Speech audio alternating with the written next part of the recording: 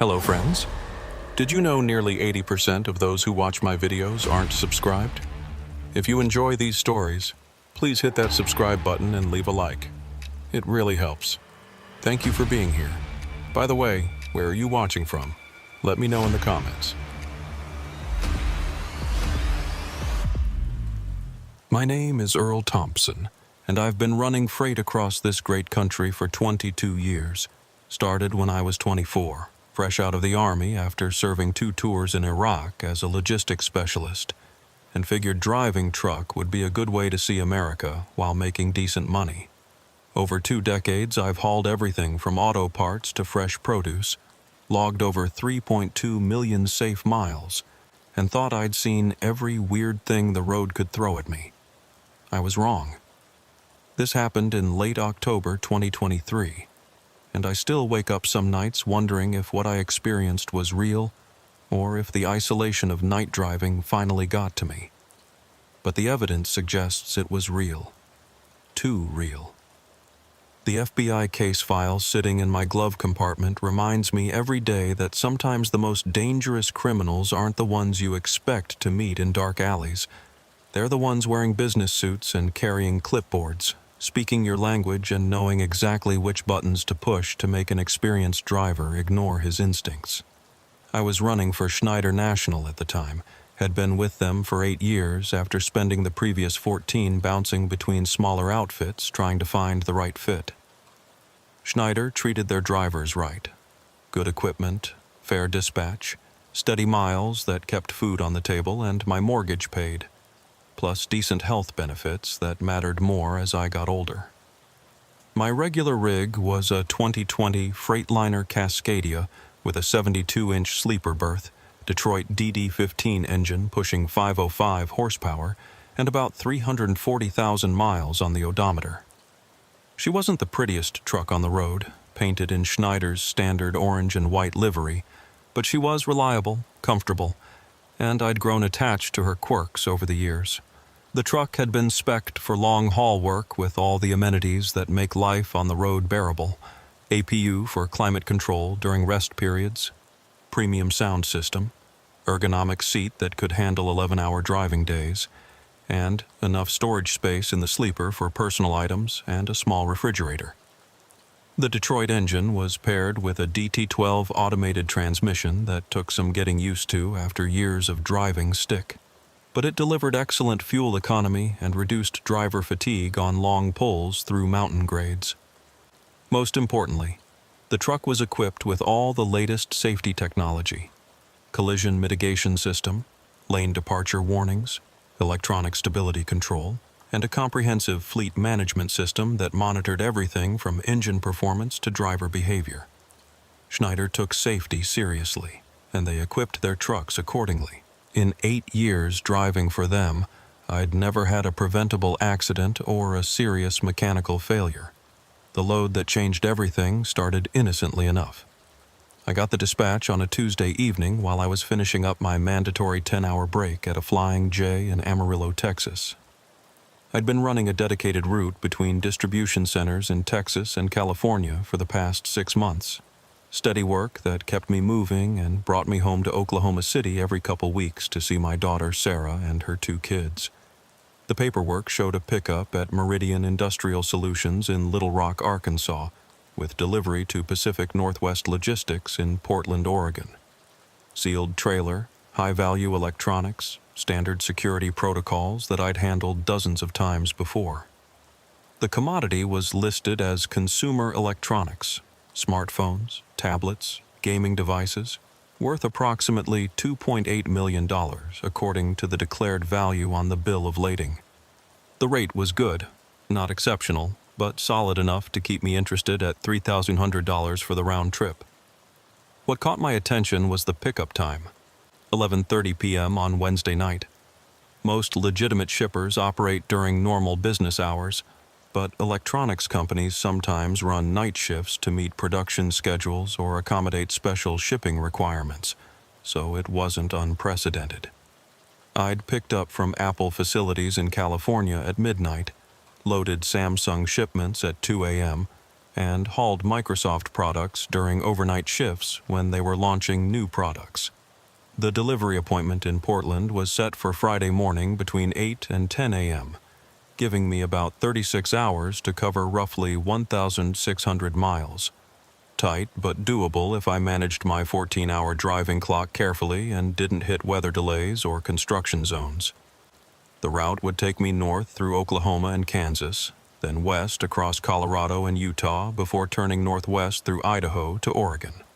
Familiar territory that I'd covered hundreds of times over the years. I called my dispatcher, Maria Santos, to confirm the load details and discuss any special requirements. Maria had been my primary dispatcher for 3 years, and we'd developed a good working relationship based on mutual respect and clear communication. "Earl, glad you can take this one," she said when I reached her. "High-value load, so company wants extra security precautions. No unnecessary stops, maintain communication every 4 hours, and call immediately if anything unusual happens." "Roger that, Maria. Any special delivery requirements in Portland?" "Standard dock delivery. Pacific Northwest Logistics handles a lot of high-end electronics, so they know the drill. Just make sure your seals are intact when you arrive." Maria also provided me with emergency contact numbers for both the shipper and consignee, plus a Schneider security hotline that was monitored 24/7 for high-value loads. Everything seemed routine and professional. I rolled out of Amarillo around 6 a.m. Wednesday morning, giving myself plenty of time to reach Little Rock with hours to spare. The drive across Texas and into Arkansas was routine. Light traffic, clear weather, and my Freightliner eating up the miles at a steady 65 mph.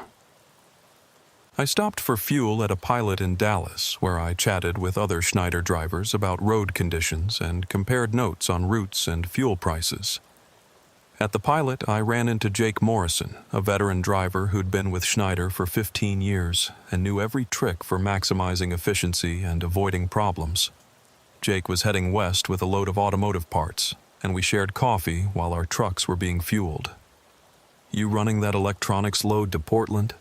he asked, having heard about it through the driver network.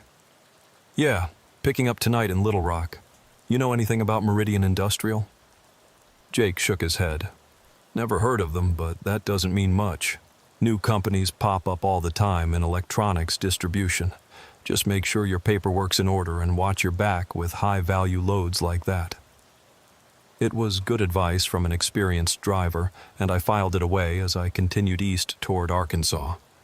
I grabbed a quick shower and meal at a TA near Shreveport, then pushed on toward Little Rock, arriving in the area by 9 p.m. with time to spare. The extra time gave me an opportunity to scout the pickup location and familiarize myself with the area. Meridian Industrial Solutions was located in an industrial park on the south side of Little Rock, off Interstate 440 near the airport. The area was typical for that type of facility.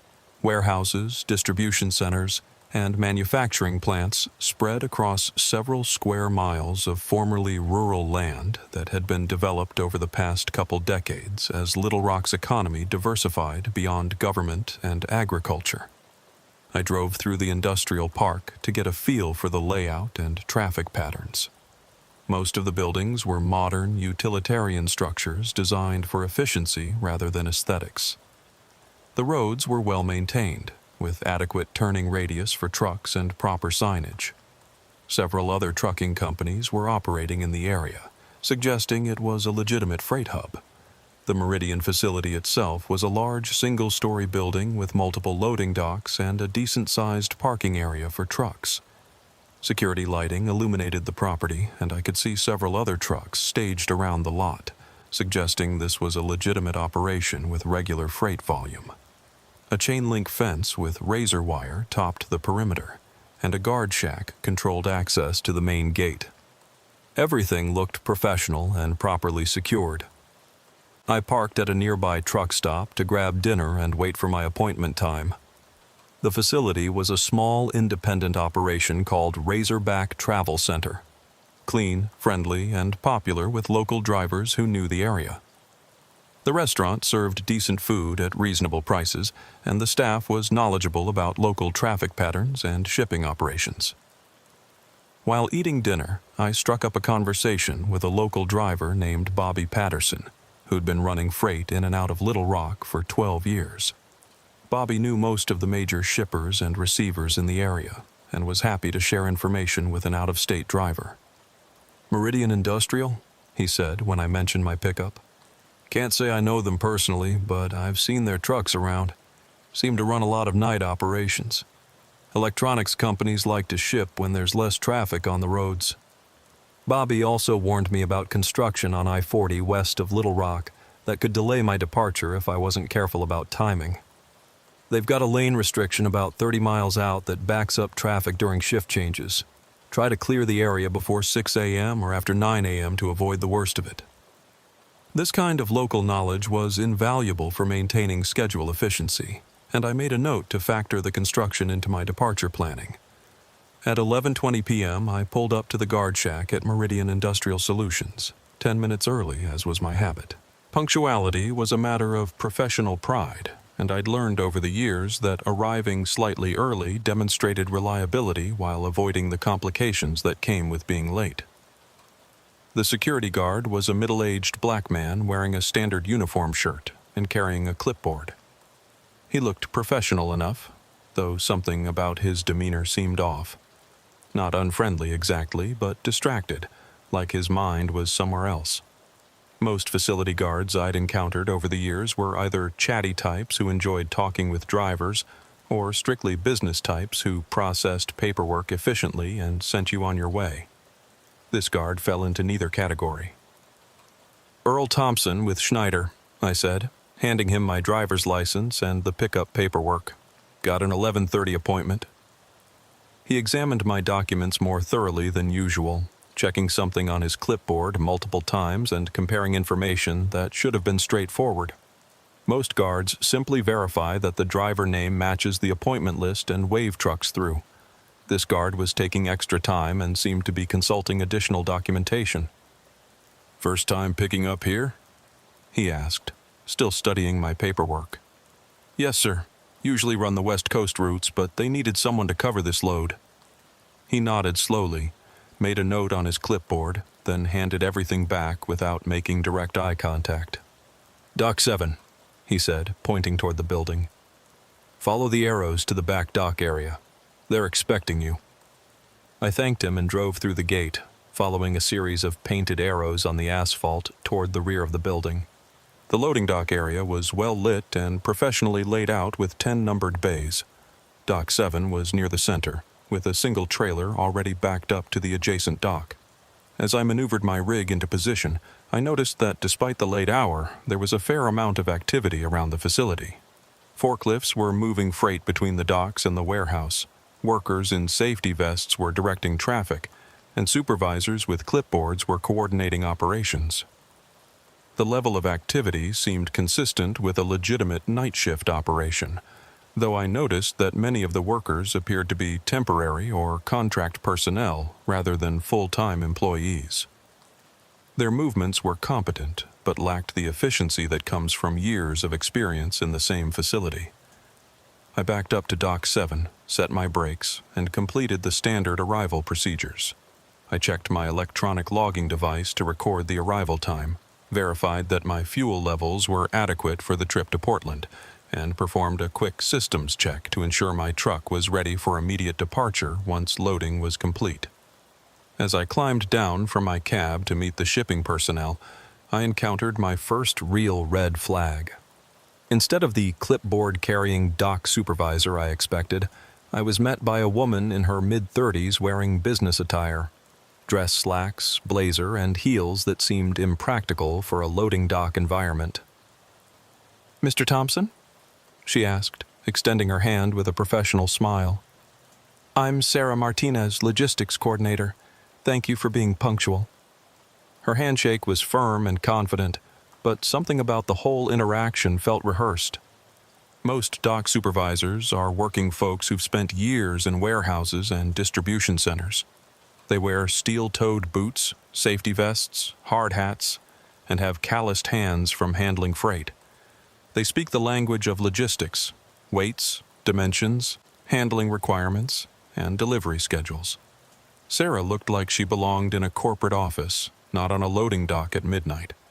Her hands were soft, her clothing was expensive, and her manner of speaking was too polished for someone who worked in freight operations.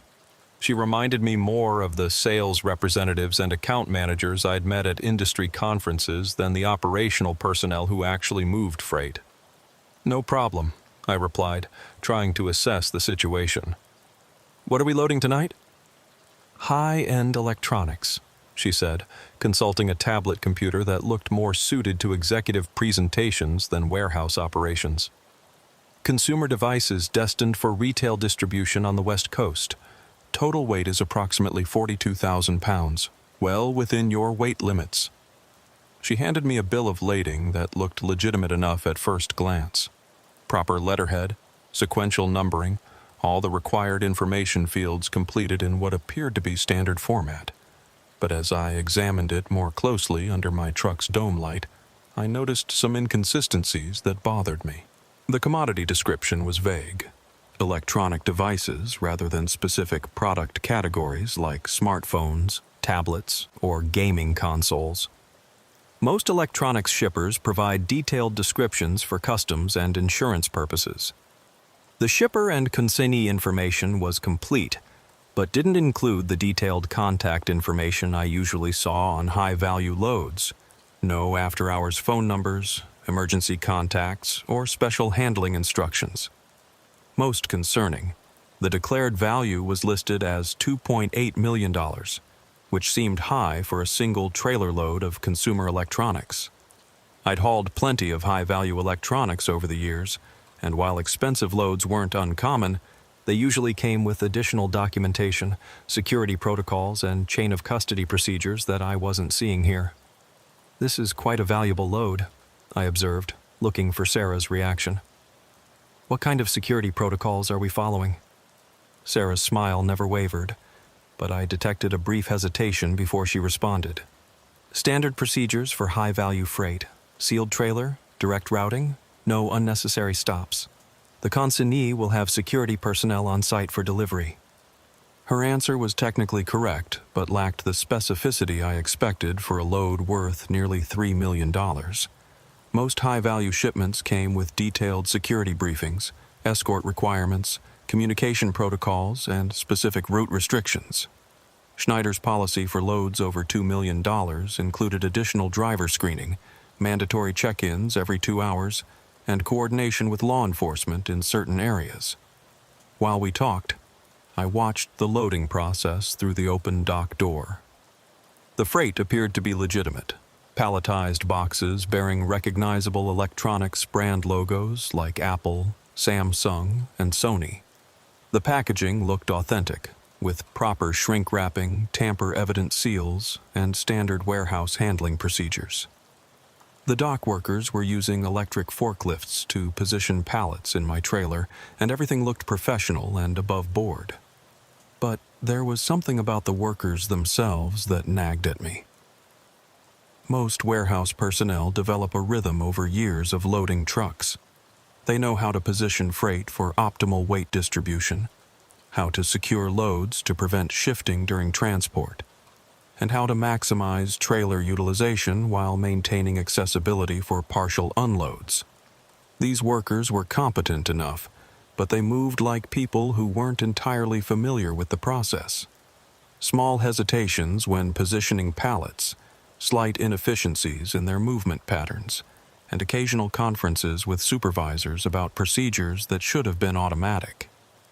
It was the kind of behavior I'd expect from temporary workers or new employees, not the experienced crew you'd typically find handling high-value electronics. I also noticed that the facility's operation seemed unusually compartmentalized. The workers loading my trailer weren't interacting with personnel at other docks, and there was very little of the casual conversation and coordination you'd normally see in a busy warehouse. Each team seemed focused solely on their assigned task, which created an atmosphere that felt more like a carefully orchestrated event then routine business operations. The loading process took about 45 minutes, which was reasonable for a full trailer. The workers positioned the freight carefully, secured everything with load bars and strapping, and documented the process with photographs and paperwork. When they finished, Sarah presented me with the sealed bill of lading and trailer security documents. The seals were numbered and recorded properly, and the paperwork appeared to be in order. Sarah provided me with custody transfer documents, photographed the seal installation process, and had me sign multiple copies of various forms. The level of documentation was consistent with high-value freight procedures, though some of the forms looked slightly different from those I'd encountered with other electronics shippers. "The consignee will be expecting you Friday morning between 8 and 10 a.m., she said, handing me a business card with contact information. "Pacific Northwest Logistics on Swan Island in Portland. Do you have any questions about the delivery requirements?" I reviewed the delivery address and contact information. Pacific Northwest Logistics was a name I recognized, a legitimate freight forwarder that handled imported electronics and other consumer goods. The address on Swan Island was in the right area for that type of operation, in an industrial district near the Port of Portland where many logistics companies maintained facilities. "Looks straightforward," I said. "I'll plan to arrive around 9 a.m. Friday." Sarah nodded and wished me safe travels. But as I was preparing to leave, I noticed something that gave me pause. She was walking toward the administrative office area, but instead of entering the main building, she got into a car parked in the visitor lot and drove away. In 22 years of trucking, I'd never seen a logistics coordinator leave the facility immediately after dispatching a high-value load. Most companies require management personnel to remain on site until the truck clears the property and all security protocols are complete. They need to be available to handle last-minute issues, coordinate with security personnel, and ensure that proper documentation has been transmitted to the consignee. I filed that observation away and focused on getting back on the road. My delivery schedule required me to drive through the night to stay on track, and I needed to manage my 14-hour driving clock carefully to avoid violations. Electronic logging devices don't forgive scheduling mistakes, and a violation would trigger intervention from Schneider's safety department. I completed my pre-trip inspection, verified that my load was properly secured, and checked all my truck's systems one more time. The trailer seals were intact and properly recorded. My fuel levels were adequate for the first leg of the journey, and all my gauges showed normal readings. I pulled away from Dock 7, followed the arrows back to the main gate, and nodded to the security guard as I exited the facility. He raised his hand in acknowledgement, but again avoided eye contact. By midnight, I was westbound on Interstate 40, settling into the rhythm of night driving that had become second nature over 2 decades on the road. The highway was relatively quiet. Scattered cars, a few other trucks, and the occasional emergency vehicle. My Freightliner was running smoothly. The load was tracking properly with no unusual vibrations or handling issues, and all my gauges showed normal readings. Under ordinary circumstances, this would have been the kind of peaceful night drive that reminded me why I loved trucking. The freedom of the open road, the satisfaction of moving valuable freight safely and efficiently, and the quiet contemplation that comes with hours of uninterrupted driving through sleeping towns and empty countryside. But something felt wrong from the moment I left Little Rock. Nothing I could put my finger on initially, just a nagging sense that the pickup hadn't been as routine as it appeared. The more I thought about it, the more the small inconsistencies bothered me. Sarah's inappropriate attire for a loading dock environment, the workers who seemed unfamiliar with standard procedures, the logistics coordinator leaving immediately after dispatch. Individually, these details might be explained by circumstances I wasn't aware of, a new manager trying to make an impression, temporary workers covering for vacations, or personnel schedules I didn't understand. But collectively, they suggested something wasn't quite right. Around 1 a.m., while passing through Russellville, Arkansas, I decided to do some research. I pulled into a well-lit truck stop called the Ozark Travel Plaza, parked near the main building where there was good visibility and foot traffic, and used my smartphone to look up Meridian Industrial Solutions. Their website appeared professional enough at first glance, with standard corporate messaging about logistics services, customer satisfaction, and reliable freight solutions. The design was modern and functional, with photographs of warehouse operations and testimonials from satisfied customers. But when I tried to find independent verification of their legitimacy, I came up empty. No Better Business Bureau listings, no industry trade publication mentions, no employee reviews on job sites like Glassdoor or Indeed. For a company operating a facility large enough to handle multiple truckloads per night, the lack of online presence was unusual. Most legitimate logistics companies had years of accumulated web presence, news articles about expansions, industry association memberships, and the digital footprints that came from participating in commerce. I also tried calling the delivery contact number listed on my bill of lading. It was after 1 a.m., so I didn't expect anyone to answer, but I wanted to hear the voicemail message to verify it was legitimate. Instead of a professional greeting identifying Pacific Northwest Logistics, I got a generic voicemail recording with no company identification. That was definitely not normal for a business expecting a $2.8 million freight delivery. Legitimate logistics companies maintained 24-hour contact capabilities for their high-value shipments, with emergency numbers that connected to duty managers, security personnel, or answering services that could handle urgent issues. My unease was growing, but I was also aware that jumping to conclusions could be dangerous. Companies changed their procedures. Personnel worked unusual schedules, and legitimate explanations often existed for things that seemed suspicious at first glance. I'd learned over the years that paranoia could be just as harmful as negligence when it came to freight operations. I decided to continue with the delivery while remaining alert for additional red flags. I grabbed a coffee and a sandwich from the truck stop, used the facilities, and checked my load securement one more time. The trailer seals were intact. The freight hadn't shifted during the first hour of driving, and my weight distribution felt normal. Whatever was in those boxes, it was properly loaded and secured. I also used the stop to call my dispatcher and report my progress. Maria Santos answered on the second ring, despite the late hour. "Earl, how did the pickup go?" "Smooth enough," I replied, not wanting to voice my concerns without more concrete evidence. "Load secure, and I'm making good time. Should be in Portland right on schedule Friday morning." "Good to hear. Remember to check in every 4 hours and call immediately if anything unusual happens." "Roger that, Maria. Any updates on road conditions ahead?" She provided me with current information about weather, construction, and traffic conditions for my route. Everything looked clear for the next several hours, with only minor delays expected around Denver due to ongoing highway improvements. I climbed back into my cab and resumed my westward journey, but I couldn't shake the feeling that something wasn't right. As I rolled through the Arkansas countryside, I found myself constantly checking my mirrors, monitoring my CB radio for unusual chatter, and paying closer attention to other vehicles on the highway than normal. The drive across Arkansas and into Oklahoma was uneventful. Light traffic, clear weather, and no mechanical issues. I made good time and reached Oklahoma City around 5 a.m., where I stopped for fuel and my mandatory 30-minute break.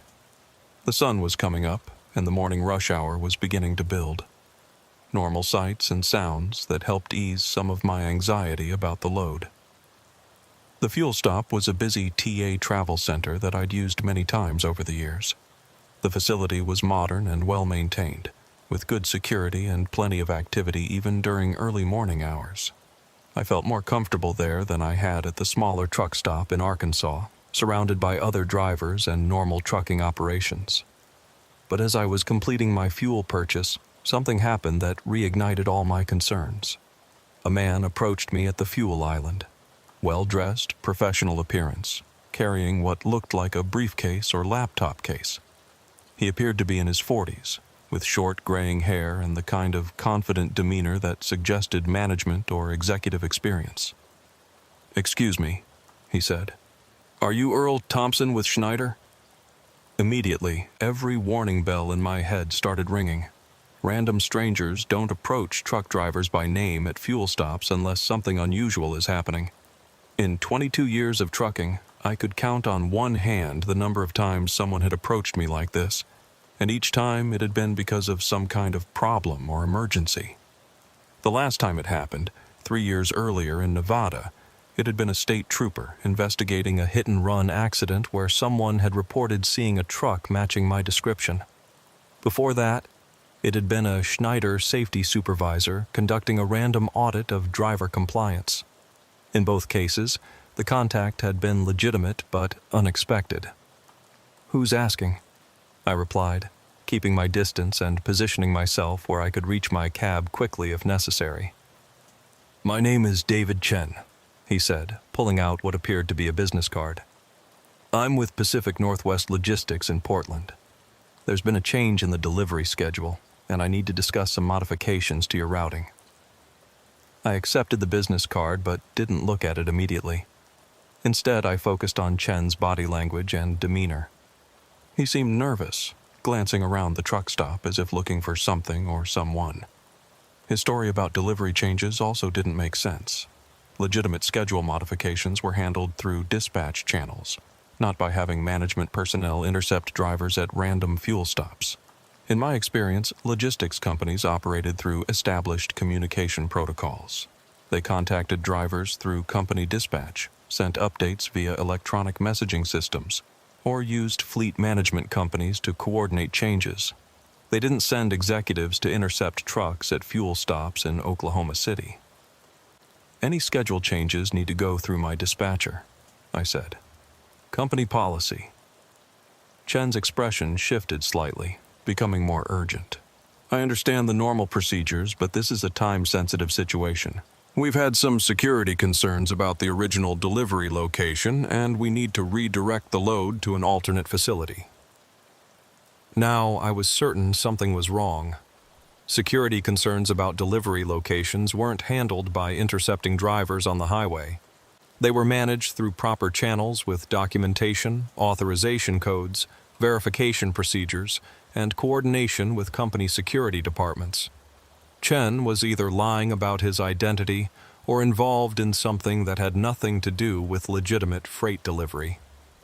"I'm going to need to verify this with my dispatch," I said, pulling out my phone.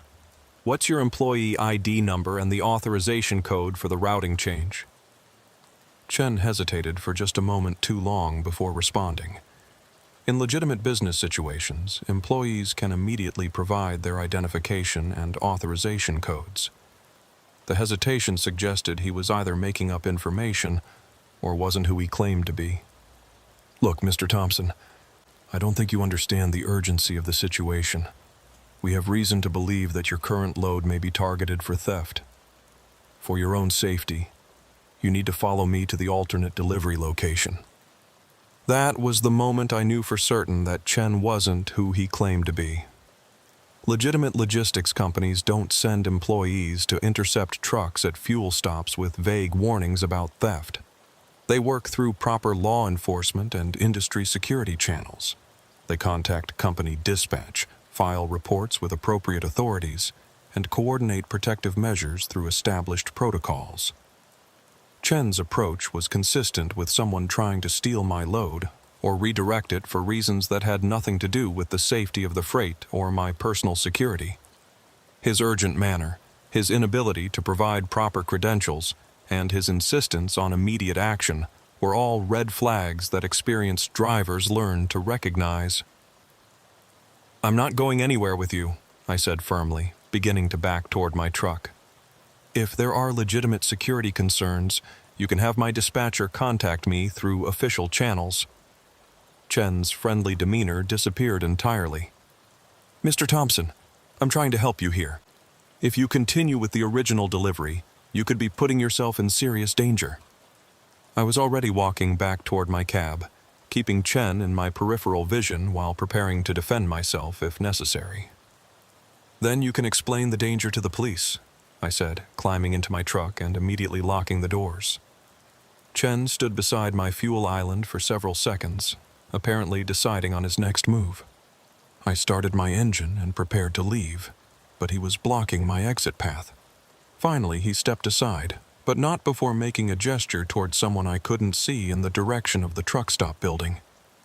As I pulled away from the fuel island, I noticed a dark sedan that had been parked near the truck stop restaurant suddenly started up and began following me toward the highway entrance. The timing was too coincidental to be accidental, and the sedan maintained a consistent distance behind my truck as I merged onto Interstate 40. I grabbed my CB radio and switched to Channel 19. Breaker 19, this is Schneider driver westbound on I-40 at the Flying J in Oklahoma City. Got a possible situation developing here. Anyone else monitoring this channel? The response was immediate. Go ahead, Schneider driver. This is Roadmaster in the blue Peterbilt. What's your situation? Just had someone approach me claiming to be from my consignee, wanting to redirect my load. Now I've got a car following me. Might be nothing, but it feels wrong. Copy that, Schneider. I'm about 2 miles behind you on I-40 westbound. What kind of car are we looking for? I described the sedan and its location relative to my truck. Roadmaster confirmed he could see both vehicles and would stay in the area in case I needed assistance. Having another professional driver aware of my situation made me feel more secure, but it didn't eliminate my concerns about what was happening. The sedan followed me for about 20 miles before exiting the highway at a location that didn't correspond to any obvious destination. I never saw Chen or his car again, but the encounter had confirmed my suspicions that something unusual was happening with this load. I immediately called my dispatcher to report the incident. Maria Santos listened carefully to my description of the encounter and assured me that she would investigate the legitimacy of Chen's claims. Earl, I need you to know that we haven't received any communications from Pacific Northwest Logistics about delivery changes or security concerns.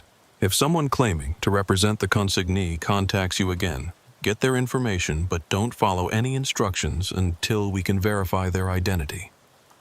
This confirmation strengthened my suspicion that Chen had been attempting some kind of fraud or theft. Maria also provided me with additional security protocols for high-value loads, including specific procedures for verifying the identity of anyone claiming to represent the shipper or consignee. I continued west through Oklahoma and into Texas, maintaining regular contact with other drivers on the CB and staying alert for any additional signs of trouble. The landscape changed from the rolling hills of eastern Oklahoma to the flat plains of the Texas Panhandle, with wide open spaces that offered good visibility but few places to seek help if trouble developed. Around noon, I stopped for my mandatory 10-hour break at a truck stop in Amarillo, parking in a well-lit area near the main building where there was constant activity. The facility was a large pilot travel center with good security, plenty of other drivers, and 24-hour staffing that made me feel more secure than smaller, isolated stops. While I was settling into my sleeper berth, my phone rang. The caller ID showed a number I didn't recognize, but I answered anyway, thinking it might be dispatch with updated delivery information. Earl Thompson? The voice was male, professional sounding, but not familiar. Speaking. This is Detective Rodriguez with the Arkansas State Police Criminal Investigation Division. I need to ask you some questions about a pickup you made last night in Little Rock. My blood went cold. Police don't call truck drivers about routine freight deliveries unless something criminal has occurred. What kind of questions? The facility where you picked up your load, Meridian Industrial Solutions, was burglarized early this morning. Approximately $3 million worth of electronics were stolen from their warehouse, and we're trying to determine if there's any connection to freight that was shipped from that location recently. I sat up in my sleeper berth, my mind racing through the implications. If the facility had been burglarized after my pickup, it raised serious questions about the legitimacy of my load. Detective, I think you need to know that my pickup last night might not have been legitimate. I've had several things happen since then that suggest something wasn't right about the whole operation. Detective Rodriguez listened carefully as I described the inconsistencies I'd observed during the pickup, the encounter with Chen at the Oklahoma City truck stop, and my growing suspicions about the load I was carrying. When I finished, there was a long pause before he responded. "Mr. Thompson, I think you may have been unknowingly involved in the theft itself. The burglary at Meridian Industrial Solutions was sophisticated. Whoever did it had inside knowledge of the facility layout, security procedures, and inventory locations. But according to our investigation, no freight was actually shipped from that location last night. The real Meridian Industrial Solutions was closed for maintenance, and no legitimate pickups were scheduled." The implications hit me like a physical blow. I wasn't carrying electronics from a legitimate shipper to a legitimate consignee. I was carrying stolen goods, and I'd been set up as an unwitting accomplice in a multi-million-dollar theft operation. The fake facility, the professional-looking paperwork, the elaborate staging. It had all been designed to make me believe I was handling a routine freight shipment while actually transporting stolen merchandise. "Detective, what exactly are you telling me?" "We believe the thieves established a fake shipping facility in a warehouse they rented under false identities. They created fraudulent paperwork, hired temporary workers who thought they were participating in a legitimate midnight shift operation, and used the cover of a normal freight pickup to move stolen goods out of the area." The sophistication of the operation was staggering. The thieves had understood trucking procedures well enough to create a convincing fake shipping facility. They'd produced proper documentation, established legitimate-looking operations, and even created false identities for their personnel. The level of planning and resources required suggested this wasn't a simple smash-and-grab theft, but a complex criminal enterprise. "What do I do now?" I asked, already knowing the answer was going to complicate my life significantly. "We need you to stop immediately and secure your load until we can get investigators to your location. Don't open the trailer, don't let anyone else near your truck, and don't continue toward the delivery address under any circumstances. We're also coordinating with the FBI since this involves interstate transportation of stolen goods." I provided Detective Rodriguez with my exact location and agreed to wait for law enforcement to arrive. Within 2 hours, I was surrounded by FBI agents, Arkansas State Police investigators, and federal prosecutors who explained that my truck was now evidence in a major interstate theft case. The first FBI agent to arrive was Special Agent Sarah Chen, a woman in her early 40s with extensive experience in cargo theft investigations. She explained that the Bureau had been tracking sophisticated freight theft operations across multiple states, and my case appeared to be connected to a larger criminal network. "Mr. Thompson, you're not in any legal trouble at this point, but we need your complete cooperation to understand how this operation worked. The fact that you recognized something was wrong and reported suspicious activity actually makes you a valuable witness, rather than a suspect." Agent Chen explained that the FBI had been investigating a series of sophisticated cargo thefts across the Southeast, all involving fake shipping facilities and elaborate staging operations designed to fool experienced drivers. My case was the first time they'd been able to intercept stolen goods before they disappeared into the criminal distribution network. The investigation that followed revealed the scope and sophistication of the operation. The thieves had established their fake shipping facility in a warehouse they'd rented under false identities, using forged corporate documents and stolen credit information to create the appearance of a legitimate business. They'd invested tens of thousands of dollars in equipment, signage, and personnel to make the operation convincing enough to fool experienced drivers. The stolen electronics in my trailer were worth approximately $2.8 million, exactly the amount listed on my bill of lading. The thieves had been sophisticated enough to use accurate values in their documentation, probably to avoid suspicion if anyone questioned the declared worth of the shipment. They'd also used genuine shipping forms and procedures that they'd somehow obtained from legitimate logistics companies. Agent Chen showed me photographs of the real Meridian Industrial Solutions facility, which was located on the opposite side of Little Rock from where I'd made my pickup. The legitimate company had been closed for scheduled maintenance the night of my pickup, and their security cameras had recorded the break-in that occurred while I was loading what I thought was legitimate freight. The thieves had inside knowledge of the real company's operations, Agent Chen explained. They knew about the maintenance closure, they had access to the facility layout and inventory locations, and they understood enough about the electronics industry to target specific high-value items. The fake Sarah Martinez who'd handled my pickup was identified as Rebecca Walsh, a former logistics company employee who'd been fired for embezzlement 2 years earlier. She'd used her industry knowledge to create convincing shipping procedures and had recruited temporary workers through employment agencies, telling them they were participating in a special overnight operation for a new client. David Chen, the man who'd approached me in Oklahoma City, was identified as Marcus Chen, no relation despite the shared last name, one of the ringleaders who'd been following my truck to monitor law enforcement activity and ensure the load reached its intended destination. The plan had been to intercept my truck before I reached the legitimate Pacific Northwest logistics facility in Portland, claiming to be authorized representatives who would handle the final delivery. Once they had possession of the trailer, they would disappear with the stolen goods, leaving you to explain to the real consignee why their freight never arrived, Agent Chen said. If you hadn't noticed the inconsistencies and reported your suspicions, you could have been left holding the bag for a multi-million-dollar theft. The most chilling aspect of the operation was how close I'd come to being framed as a willing participant. The fake paperwork was sophisticated enough to make it appear that I'd knowingly participated in the scheme, and proving my innocence would have been difficult and expensive. The thieves had deliberately chosen an out-of-state driver with no connections to the Little Rock area, making it easier to portray me as a hired accomplice if things went wrong. Agent Chen explained that this type of freight theft was becoming increasingly common as criminal organizations adapted to modern logistics systems.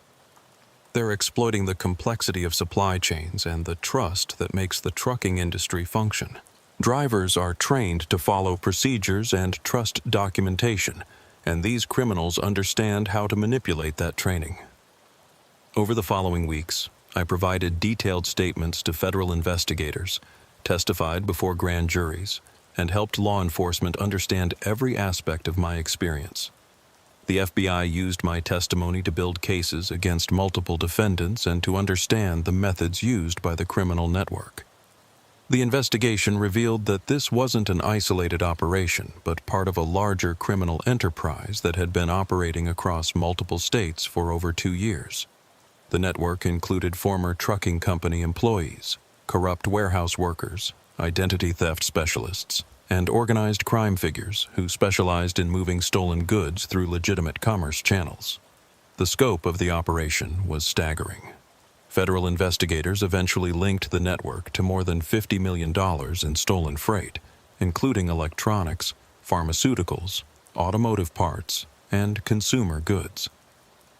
They'd established fake shipping facilities in 6 different states, recruited dozens of unwitting drivers to transport stolen goods, and had developed sophisticated methods for creating fraudulent documentation.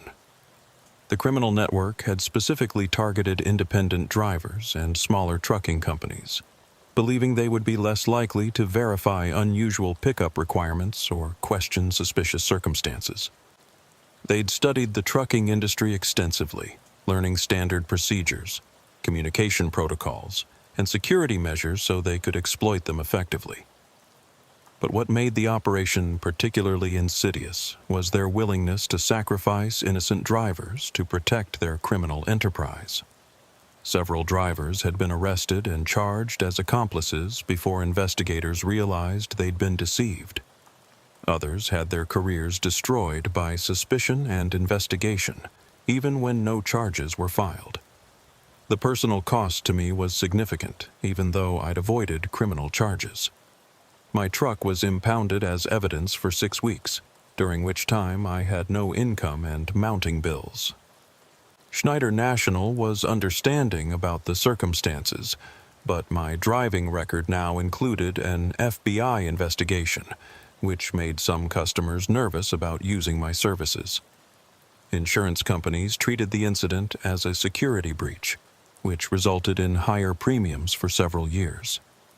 Some shippers required additional background checks and security clearances before allowing me to handle their freight. The bureaucratic aftermath of being involved in a federal investigation lasted for months, with paperwork, depositions, and court appearances that disrupted my work schedule. More troubling was the psychological impact of realizing how easily I'd been manipulated. Despite 22 years of experience and a generally suspicious nature, I'd been drawn into a criminal operation by people who understood trucking well enough to exploit standard industry practices. The fake facility had been convincing enough to fool an experienced driver, and the documentation had been sophisticated enough to pass initial scrutiny. The experience forced me to question every aspect of how I approached freight handling. I started researching shippers and consignees before accepting loads, verifying contact information through independent sources, and maintaining detailed records of every interaction during pickup and delivery. I invested in additional security equipment for my truck and developed new procedures for handling unusual requests or circumstances.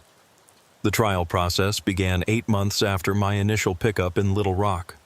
Federal prosecutors had built cases against 17 defendants, including the fake Sarah Martinez, David Chen, and the mastermind behind the entire operation, a former trucking company executive named Robert Delano, who'd used his industry knowledge to identify vulnerabilities in freight security systems. During the trial, prosecutors revealed the full extent of the criminal network's operations. They'd recruited corrupt employees at legitimate trucking companies who provided inside information about high-value loads. They'd established relationships with organized crime figures who could move stolen goods through international markets. They'd even corrupted law enforcement personnel who provided advance warning of investigations. The fake facility where I'd made my pickup was just one of several operations the network maintained across the Southeast. They'd developed a sophisticated business model that allowed them to steal millions of dollars worth of freight while maintaining the appearance of legitimate commerce. Their success had attracted the attention of international criminal organizations interested in expanding into the American freight industry. Delano himself was a particularly troubling figure. He'd been a respected executive in the trucking industry for over 20 years, serving on industry committees and speaking at conferences about freight security. His inside knowledge of how the industry operated made him uniquely qualified to exploit its vulnerabilities. He'd used his legitimate business connections to gather intelligence about high-value shipments and had recruited former colleagues who provided ongoing access to shipping schedules and routes. The testimony revealed that my case had been specifically targeted because of the timing and value of the electronics shipment. The network had been monitoring shipping manifests from electronics manufacturers, looking for high-value loads that could be intercepted without triggering immediate investigation. They'd chosen my route because it crossed multiple state lines, which would complicate law enforcement coordination and provide more time to move stolen goods before anyone realized what had happened. The defense attorneys argued that their clients had been involved in a legitimate business operation and that any theft had been committed by unknown third parties. They claimed that the temporary workers at the fake facility had been deceived along with the drivers, and that the apparent criminal activity was actually a complex insurance fraud scheme designed to blame innocent people for corporate losses. But the prosecution had overwhelming evidence of criminal intent. Recorded phone conversations revealed detailed planning of the theft operation. Financial records showed payments to corrupt employees and equipment purchases for the fake facility. Surveillance footage captured the defendants coordinating the theft from the legitimate Meridian Industrial Solutions warehouse. Most damaging was evidence that the network had been planning to frame drivers like me if their operations were discovered. They'd developed contingency plans that would make unwitting drivers appear to be willing accomplices, including false documentation that suggested drivers had been paid for their participation in the scheme. The trial lasted 6 weeks, with testimony from dozens of witnesses, including drivers, law enforcement officers, industry experts, and members of the criminal network who'd agreed to cooperate with prosecutors. I testified for 2 days about my experience, describing every detail of the pickup process and the subsequent investigation. The jury deliberated for 3 days before returning guilty verdicts on all major charges. Delano received 25 years in federal prison for conspiracy, interstate theft, and racketeering. The fake Sarah Martinez got 15 years. David Chen received 12 years. Other defendants received sentences ranging from 5 to 18 years, depending on their level of involvement. But the convictions didn't undo the damage to my career and reputation. Even with the criminal network exposed and convicted, some customers remained nervous about working with drivers who'd been involved in major theft cases. My insurance premiums remained elevated for years, and I had to undergo additional background checks and security clearances for certain types of freight. The experience also changed how I approached every aspect of trucking. I became much more selective about the loads I accepted, focusing on shippers and consignees I could verify through multiple sources. I developed new procedures for documenting pickup and delivery processes, including photographs and detailed notes about personnel and facilities. Most importantly, I learned that criminals were constantly adapting their methods to exploit new vulnerabilities in the freight industry. The same technology and procedures that made modern logistics efficient also created opportunities for sophisticated criminal enterprises. Electronic documentation, streamlined pickup procedures, and reduced human verification made it easier for criminals to insert fraudulent shipments into legitimate freight networks. The FBI used my case to develop new training materials for drivers and dispatchers, highlighting the warning signs of fraudulent shipping operations. Several industry associations incorporated elements of my experience into their security awareness programs. My story became a cautionary tale about the evolving nature of freight crime and the importance of maintaining vigilance even in apparently routine situations. Agent Chen stayed in contact with me for over a year after the trial, providing updates on related investigations and seeking advice about other suspicious cases. She told me that the network we'd exposed had been connected to international criminal organizations and that the investigation had led to additional arrests in Europe and Asia. Your willingness to trust your instincts and report suspicious activity probably prevented dozens of other drivers from being victimized, she said during one of our conversations. Most people in your situation would have rationalized the inconsistencies and completed the delivery, which would have made them unwitting accomplices in ongoing criminal operations. But the knowledge that I'd helped expose a major criminal network didn't eliminate the personal cost of the experience. 3 years later, I still think about that night in Little Rock every time I encounter unusual pickup requirements or unfamiliar shipping procedures. Every professional-looking person with a clipboard becomes a potential threat until proven otherwise. The road has taught me many lessons over more than 2 decades of driving, but the most expensive education came from a fake shipping facility that looked legitimate enough to fool an experienced driver. That education cost me weeks of lost income, years of elevated insurance premiums, and countless sleepless nights wondering what would have happened if I'd been less suspicious or more trusting. The case files from the investigation sit in my glove compartment, a reminder that the most dangerous criminals aren't always the ones you expect to meet in dark alleys. Sometimes they're wearing business suits and carrying clipboards, speaking your language and knowing exactly which procedures to follow to gain your trust. I still drive for Schneider National, still run long-haul routes across the country, and still love the freedom and independence that drew me to trucking in the first place. But I'm more careful now about who I trust and what I accept at face value. The industry has changed since that October night in 2023, with new security procedures and verification requirements designed to prevent the kind of fraud I experienced. Yet I know that criminals are adapting too, developing new methods to exploit whatever vulnerabilities exist in freight transportation systems. Somewhere out there, other drivers are pulling up to other fake facilities, accepting other fraudulent bills of lading, and trusting other professional-looking criminals who understand exactly how to exploit the systems we depend on to make our living. The only question is whether they'll be suspicious enough, observant enough, and lucky enough to recognize the danger before it's too late. In my case, a combination of experience, intuition, and considerable luck kept me from becoming another casualty in the ongoing evolution of freight crime. But I know that luck doesn't last forever, and the criminals are getting smarter every year, studying our industry, learning our procedures, and developing new ways to turn honest drivers into unwitting accomplices in increasingly sophisticated criminal enterprises.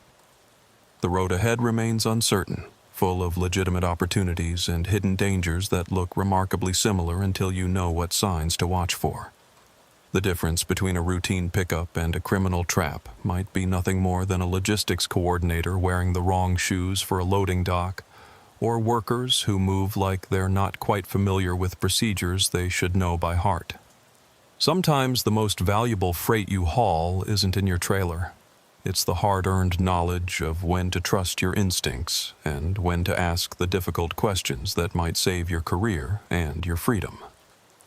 That knowledge came at a steep price, but it's proven invaluable in the years since that midnight encounter with criminals who understood trucking well enough to exploit it.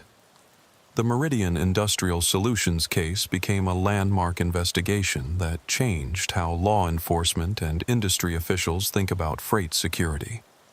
But for me, it will always be a reminder that in trucking, nothing is ever as simple as it appears, and the most professional-looking operation might be the most dangerous one you'll ever encounter.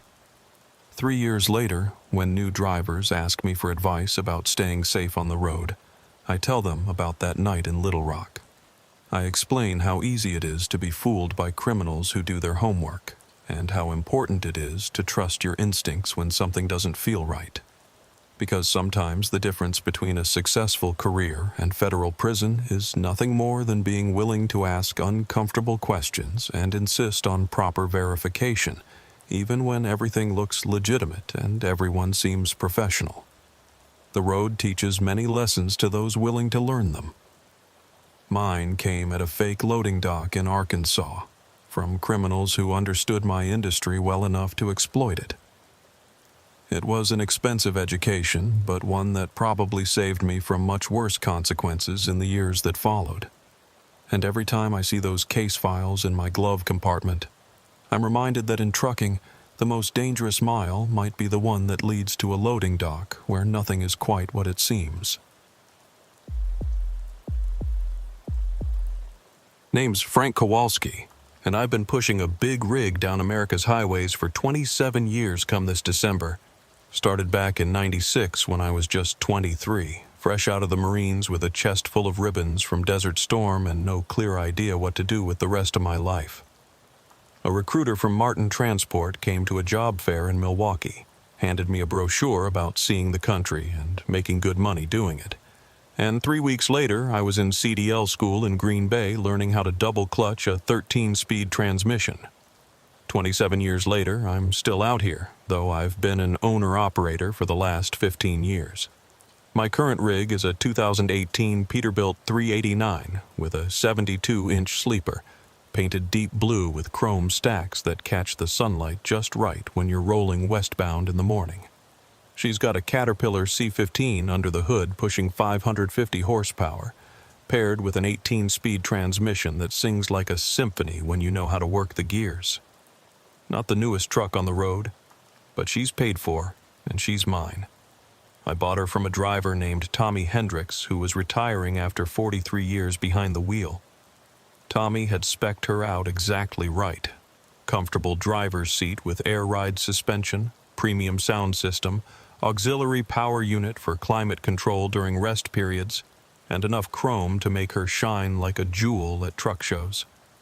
The interior was all business but comfortable, with a well-designed sleeper that included a small refrigerator, microwave, and enough storage for personal items and several weeks' worth of clothes. The truck came with a spotless maintenance record, and all the upgrades that matter for long-haul work.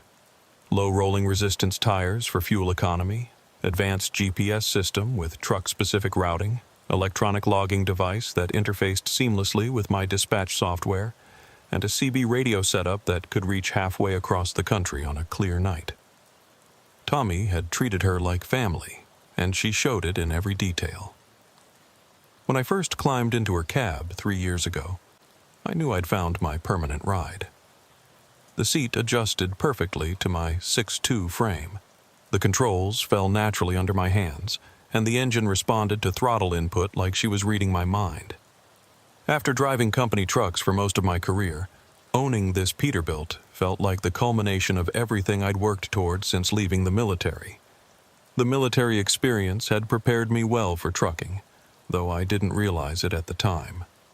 In the Army, I'd been a logistics specialist, coordinating supply convoys between forward operating bases in Saudi Arabia and Kuwait during Desert Storm. The discipline, attention to detail, and ability to handle stress that the military had drilled into me translated perfectly to long-haul trucking. I understood the importance of maintaining equipment, following procedures, and staying alert during long hours of monotonous operation. After my discharge in 1995, I'd bounced around several different jobs, trying to find something that felt right. Construction work was too seasonal, factory jobs were mind-numbing, and office work made me feel trapped. When the Martin recruiter explained that trucking would let me see the country while earning good money, it sounded like the perfect solution for a restless ex-soldier who wasn't ready to settle down. My first years with Martin had been a revelation.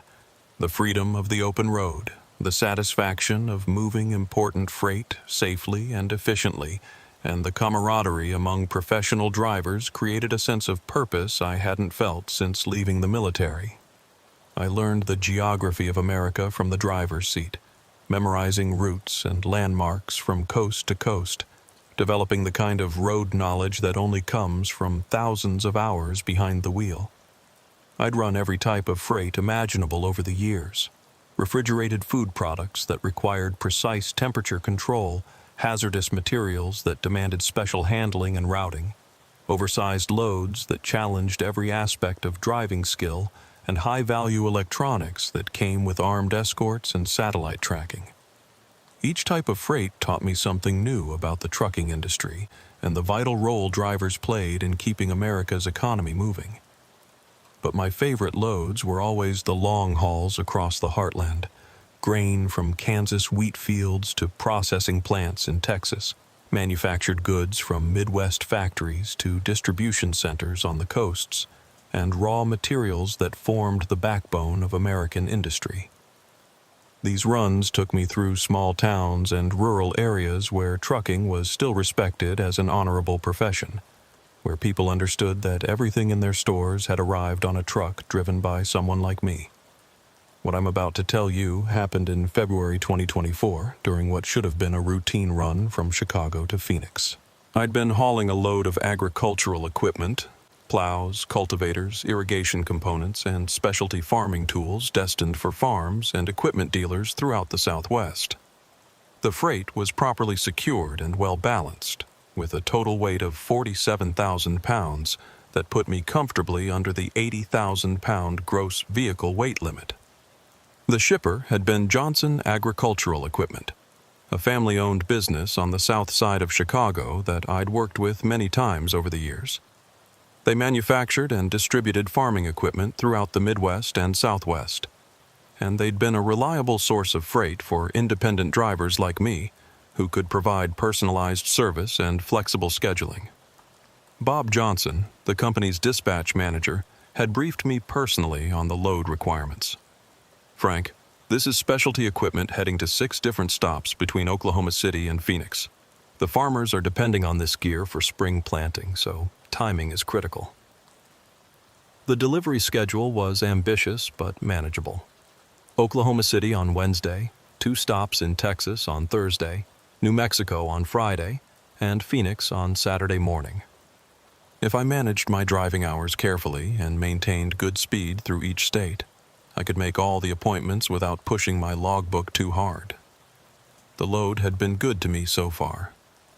Picked up on time Monday morning from Johnson's facility, no problems with the paperwork, and the freight was properly secured with chains, binders, and tarps that would protect the equipment from road salt and weather.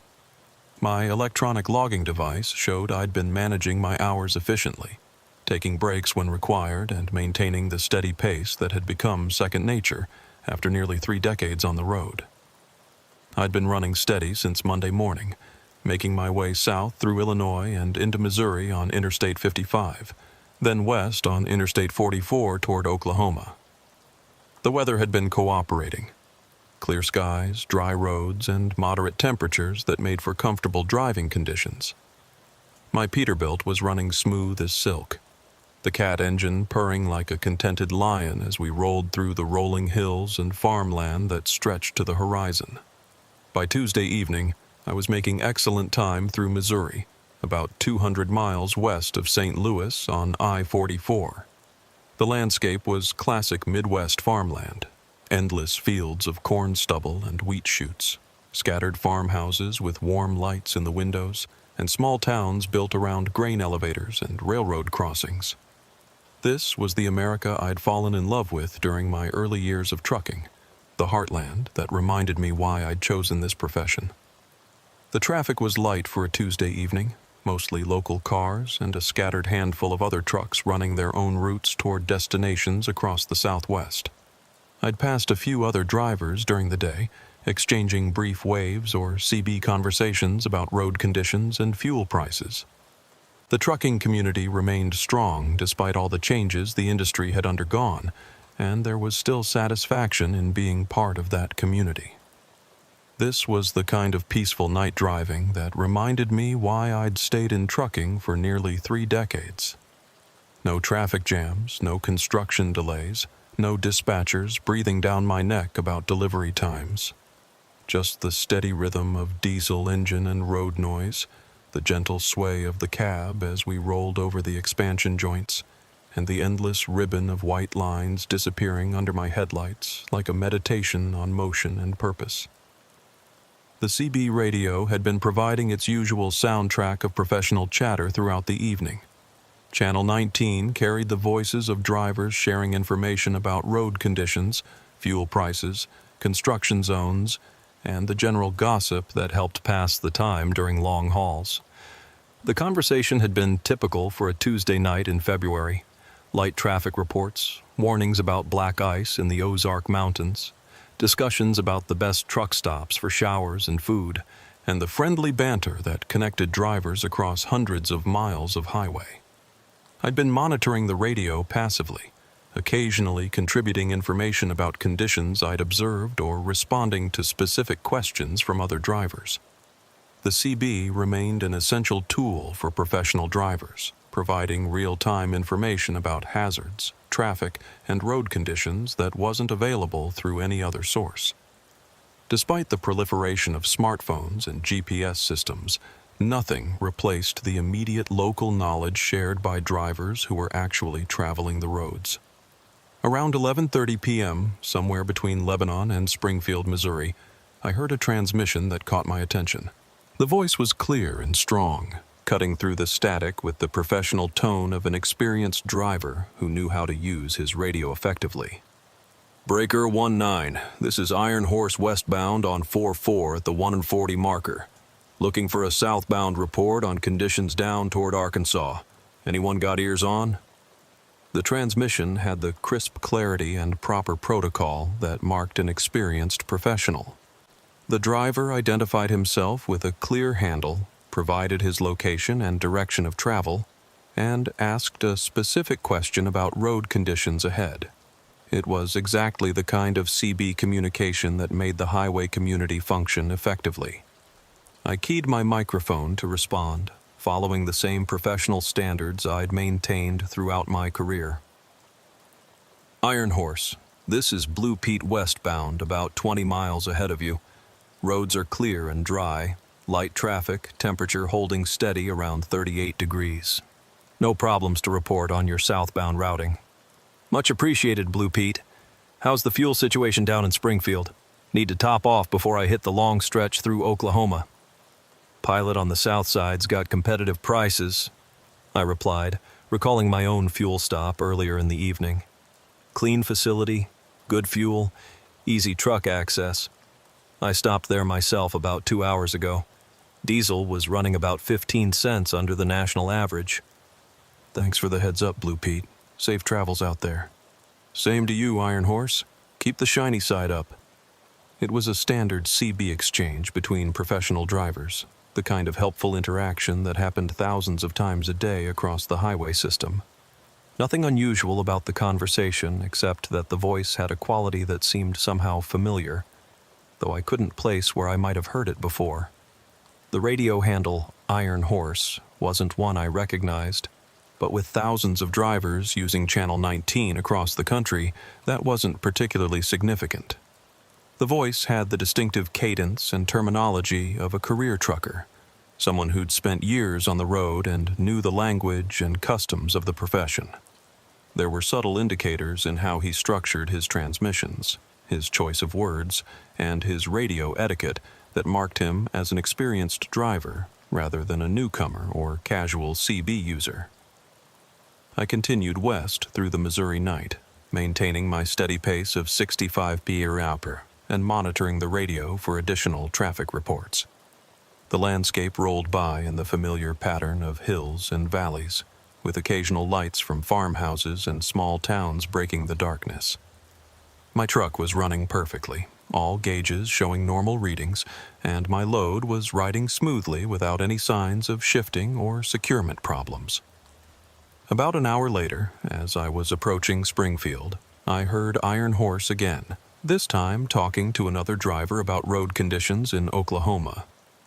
His voice still had that familiar quality, and I found myself paying closer attention to his transmissions, trying to place where I might have encountered him before. Breaker 19, Iron Horse looking for eastbound traffic on 4-4. Need a report on conditions around Tulsa and Oklahoma City. Anyone been through there recently? An eastbound driver responded with current information about construction zones and traffic patterns around the Oklahoma metropolitan area. Iron Horse thanked him professionally and signed off, but something about his transmission style bothered me. The way he phrased his questions, his knowledge of the routes, even his radio etiquette. It all seemed exactly like conversations I'd had with drivers I'd known for years, yet I couldn't identify him specifically. The familiarity was nagging at me, like trying to remember a name that was right on the tip of my tongue. Iron Horse's voice had the distinctive characteristics of someone I'd talked with before, but I couldn't recall the circumstances or time frame of our previous contact. I decided to try to establish more direct contact and see if Iron Horse was someone I'd worked with or met during my years on the road. The trucking community was large but surprisingly interconnected, especially among drivers who'd been running the same routes for decades. It wasn't uncommon to encounter the same drivers repeatedly over the years, developing professional relationships and friendships based on shared routes and mutual respect. Iron Horse, this is Blue Pete. That voice sounds familiar to me. Have we talked before? I've been running these routes for about 15 years as an owner-operator, plus another 12 years driving company trucks. The response came back immediately, with the same professional tone and slight familiarity that had caught my attention. Blue Pete. Could very well be. I've been out here a long time myself, running a lot of freight between the Midwest and Southwest. You sound familiar to me too? What kind of rig you pushing these days? 2018 Pete 389, blue paint with chrome stacks, Cat C15 under the hood. Bought her from a retiring driver about 3 years ago. How about you? Kenworth 900, red and black paint scheme, Cummins ISX power. Been running her for about 8 years now. Nice truck, but not as pretty as those Pete's. We continued chatting as we rolled through the Missouri countryside, sharing stories about routes, truck stops, equipment preferences, and the changes we'd seen in the industry over the years. Iron Horse's knowledge was extensive and detailed, offering specific information about fuel stops, way stations, construction zones, and shortcuts that only came from years of experience running these highways regularly. His knowledge of trucking operations was impressive and authentic. He spoke knowledgeably about different engine configurations, transmission options, and equipment specifications. He understood the complexities of hours of service regulations, the challenges of finding good parking during mandatory rest periods, and the economic pressures facing independent operators in an increasingly competitive industry. But as our conversation continued, I started noticing details that didn't quite align with current conditions. Iron Horse mentioned planning to stop at Murphy's Truck Plaza outside Joplin for fuel and a meal, describing it as one of his regular stops on this route. He praised their fuel prices, clean showers, and the quality of food in their restaurant. The problem was that Murphy's Truck Plaza had been closed for about 3 years. The facility had been demolished to make way for a shopping center development, and the truck stop that had served drivers for over 2 decades no longer existed. Any driver who regularly ran this route would have known about the closure, especially someone who claimed it as a regular stop. When I mentioned the closure, Iron Horse seemed genuinely surprised. "Is that right? Damn, I hate to hear that. Murphy's was one of the good ones. Clean facility, friendly staff, reasonable prices. Had some of the best coffee on this stretch of highway." His reaction seemed authentic, but the surprise suggested he hadn't been on this route recently enough to know about a closure that had happened several years ago. That was unusual for a driver who claimed to run regular freight between the Midwest and Southwest. I started paying closer attention to our conversation, listening for other details that might seem inconsistent with current conditions. Over the next hour, as we both continued west through Missouri and into Oklahoma, Iron Horse made several more references to facilities, routes, and conditions that no longer existed or had been significantly changed. He talked about construction projects on I-44 near Rolla that had been completed 2 years ago, referring to them as ongoing traffic problems. He mentioned fuel prices that were substantially lower than current rates, discussing strategies for finding cheap diesel that would have been relevant several years ago, but not in the current market. Most concerning were his references to specific accidents and incidents that had occurred on these routes. He warned me about a dangerous curve near the Oklahoma border where a driver had rolled his rig last winter, providing detailed information about the location, road conditions, and circumstances of the accident. When I later checked my mental database of incidents I'd heard about through the driver network, I found that such an accident had indeed occurred, but it had happened 4 years ago, not the previous winter. The details Iron Horse provided were accurate, but his timeline was significantly off.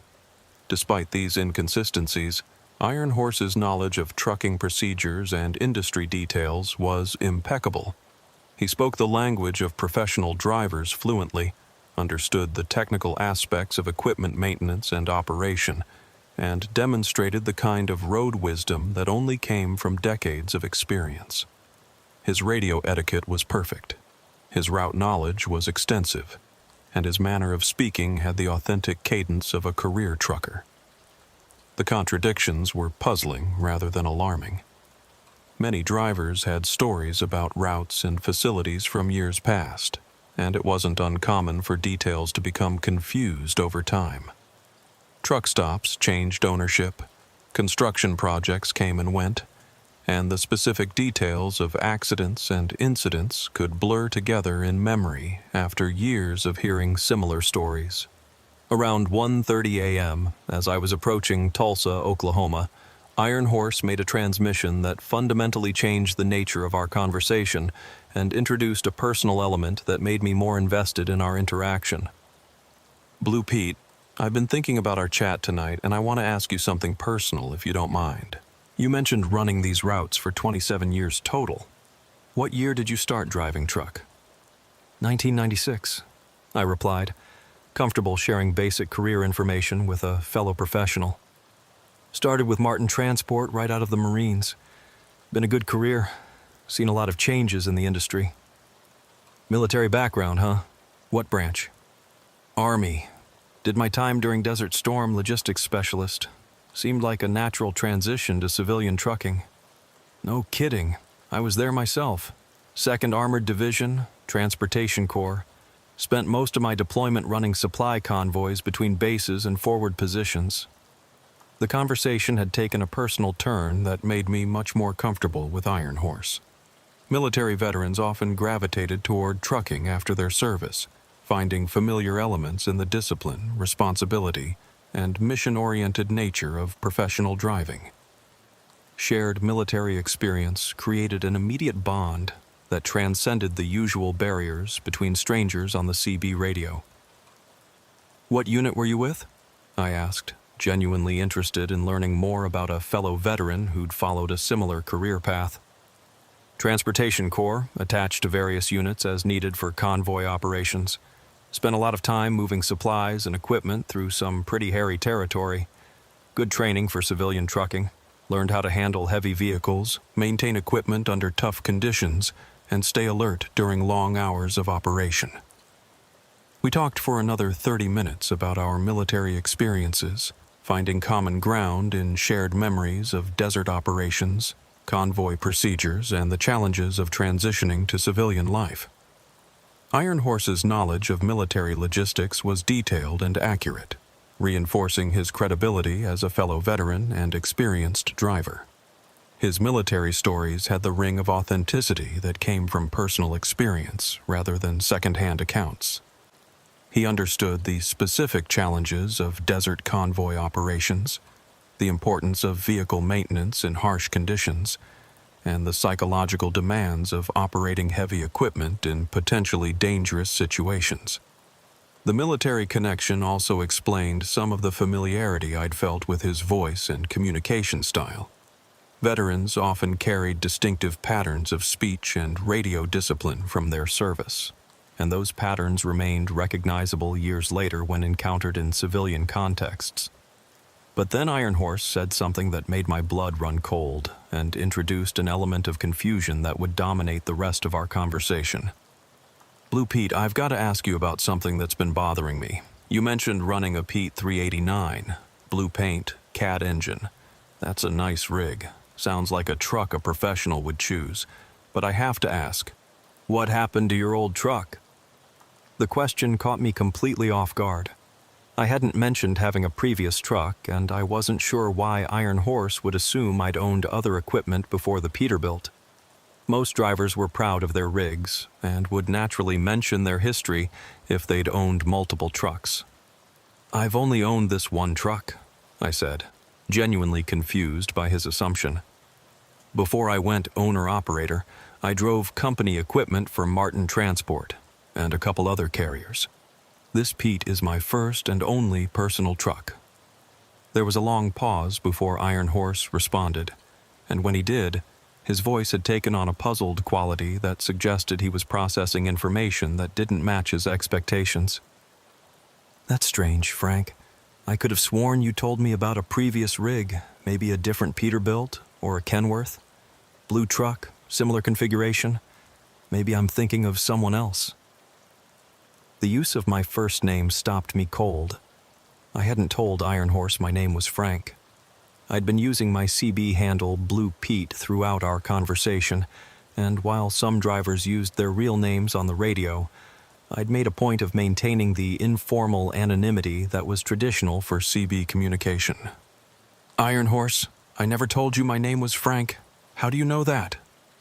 Another pause, longer this time, filled with static and the distant hum of highway noise. When Iron Horse finally responded, his voice had changed subtly, becoming more distant and somehow less substantial, as if he was broadcasting from much farther away than our parallel routes would suggest. "Sorry about that, Blue Pete. Must have confused you with another driver. You know how it is out here. Talked to so many people over the years. Sometimes the details get mixed up." But I knew I hadn't mentioned my name, and the mistake bothered me more than it should have. Professional drivers were usually careful about personal information, especially when talking to strangers on open radio channels.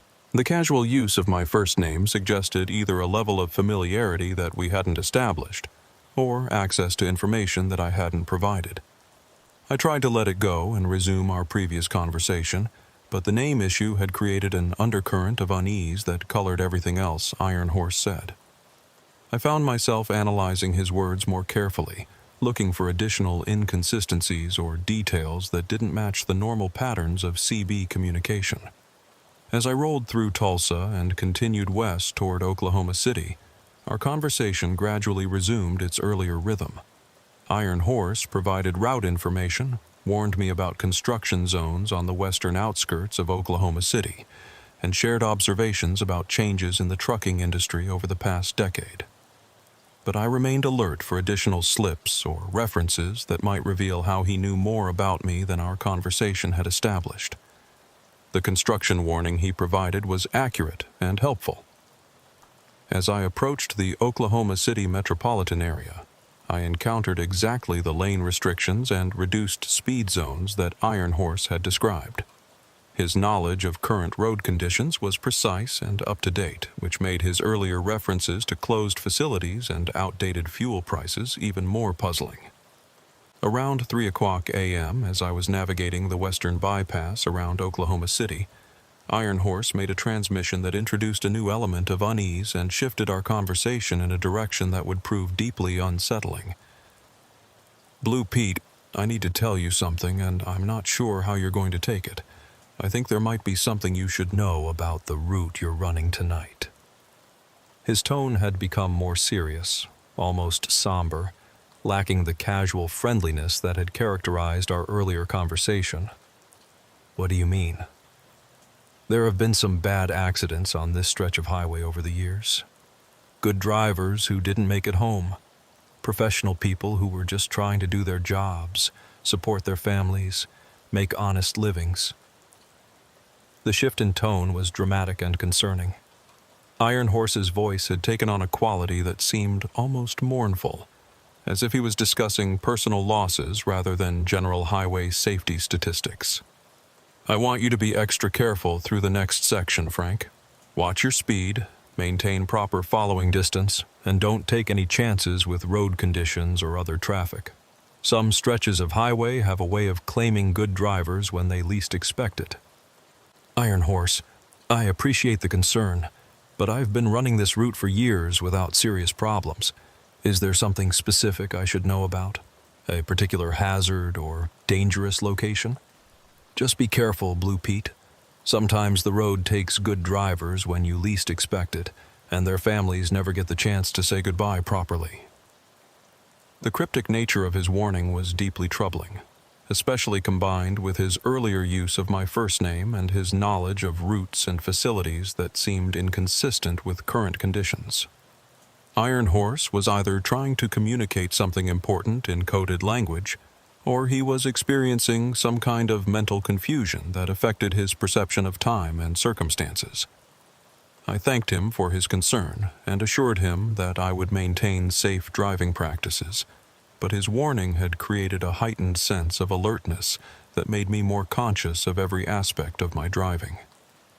I found myself checking my mirrors more frequently, monitoring my speed more carefully, and paying closer attention to road conditions and potential hazards. For the next hour, our conversation returned to more routine topics: fuel prices, truck stop amenities, weather forecasts, and general industry gossip. But Iron Horse's warning had established an undercurrent of tension that made every exchange feel more significant than normal CB chatter. His knowledge of trucking operations remained impressive and authentic. He discussed the challenges of finding good parking during federally mandated rest periods, the economic pressures facing independent operators, and the technological changes that were reshaping the industry. His observations were insightful and demonstrated the kind of deep understanding that only came from years of professional experience. But I couldn't shake the feeling that something fundamental was wrong with our conversation. The accumulation of small inconsistencies, outdated facility information, confused timelines, knowledge of my name, cryptic warnings about road dangers, suggested that Iron Horse was either deliberately misleading me or operating under some kind of misapprehension about current reality. Around 4:30 a.m., as I was approaching the Texas border on Interstate 40, Iron Horse made a transmission that revealed information that fundamentally altered my understanding of our entire conversation and introduced possibilities that challenged everything I thought I knew about the nature of reality. Blue Pete, I've been thinking about what you said earlier about starting your career with Martin Transport. That was a good company to learn with. Solid equipment, decent training program, professional management. I knew another driver there, ran a lot of the same routes you mentioned. Name was Frank Kowalski. Good guy, safe driver, real professional. You ever know him? My hands tightened involuntarily on the steering wheel. The casualness of his question contrasted sharply with the bombshell nature of what he was asking. Iron Horse. My name is Frank Kowalski. The silence that followed was longer and more profound than any pause in our conversation. The CB crackled with static, and I could hear the distant hum of highway noise, but Iron Horse's voice was completely absent for what felt like several minutes.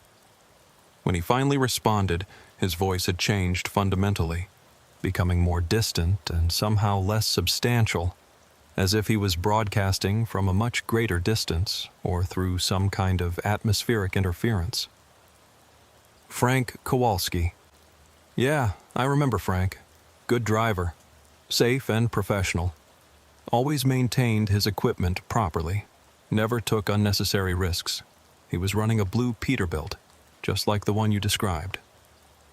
Iron Horse. I am Frank Kowalski. We've been talking for hours. I told you my name was Frank when you mentioned it earlier. What are you saying? Another long pause filled with static and the sound of wind that seemed to come from impossibly far away. Frank Kowalski died in an accident about 4 years ago. Rolled his truck on a curve outside Joplin, Missouri. February 18th, 2020. They said he fell asleep at the wheel, but Frank was too professional for that. Something else happened on that curve. My blood turned to ice water in my veins. I was Frank Kowalski. I was alive, driving my truck, hauling freight to Phoenix, talking on the CB radio with someone who claimed to know about my death. Either I was experiencing some kind of psychotic break from too many years of isolated night driving, or I was having a conversation with someone who shouldn't exist. Iron Horse, I don't know what kind of game you're playing, but I'm Frank Kowalski, and I'm very much alive. I know this is confusing, Frank. It was confusing for me too at first. The accident happened on February 18th, 2020. You were westbound on Interstate 44, about 10 miles east of Joplin. Dangerous curve with a history of accidents. Black ice on the road surface. I knew the curve he was talking about. It was a notorious location where several drivers had lost control over the years. A sweeping right-hand turn that tightened unexpectedly and caught unwary drivers at excessive speed. The Missouri Department of Transportation had installed additional warning signs and reduced the speed limit, but accidents continued to occur during adverse weather conditions. But I had no memory of any accident at that location. I remembered driving through that area hundreds of times over the years without incident, always taking extra care because of its reputation for danger. I'd never had any serious accidents anywhere on my routes, certainly nothing involving a rollover or life-threatening injuries. Iron Horse, you're wrong. I've never had an accident at that location. I've never had any serious accidents during my entire career. Check your logbook, Frank. What's the date today? I glanced at my electronic logging device, which displayed current date and time information along with my hours of service status. The screen showed February 18th, 2024, exactly 4 years from the date Iron Horse claimed I'd been killed. Today's February 18th, 2024. And what date do you remember starting this current trip? I tried to recall when I'd picked up the load in Chicago. The memories seemed clear enough. Monday morning pickup at Johnson Agricultural Equipment, routine paperwork and loading procedures, normal departure protocols. But when I tried to focus on specific details, they became fuzzy and indistinct, lacking the sharp clarity that recent memories should possess. Monday, February 15th, I think. Frank, today is Tuesday night going into Wednesday morning. If you started Monday, you've only been driving for about 36 hours. But you told me earlier that you'd been making good time since Monday morning. That timeline doesn't work with current date and your current location. Iron Horse was absolutely correct. The timeline didn't add up properly. If I'd started Monday morning in Chicago and today was Tuesday night, I shouldn't have had enough legal driving time to reach my current location in Oklahoma while maintaining compliance with hours of service regulations. Something was fundamentally wrong with my perception of time and distance. Iron Horse, I don't understand what's happening to me. I didn't understand either at first. But I think we're stuck somehow, Frank.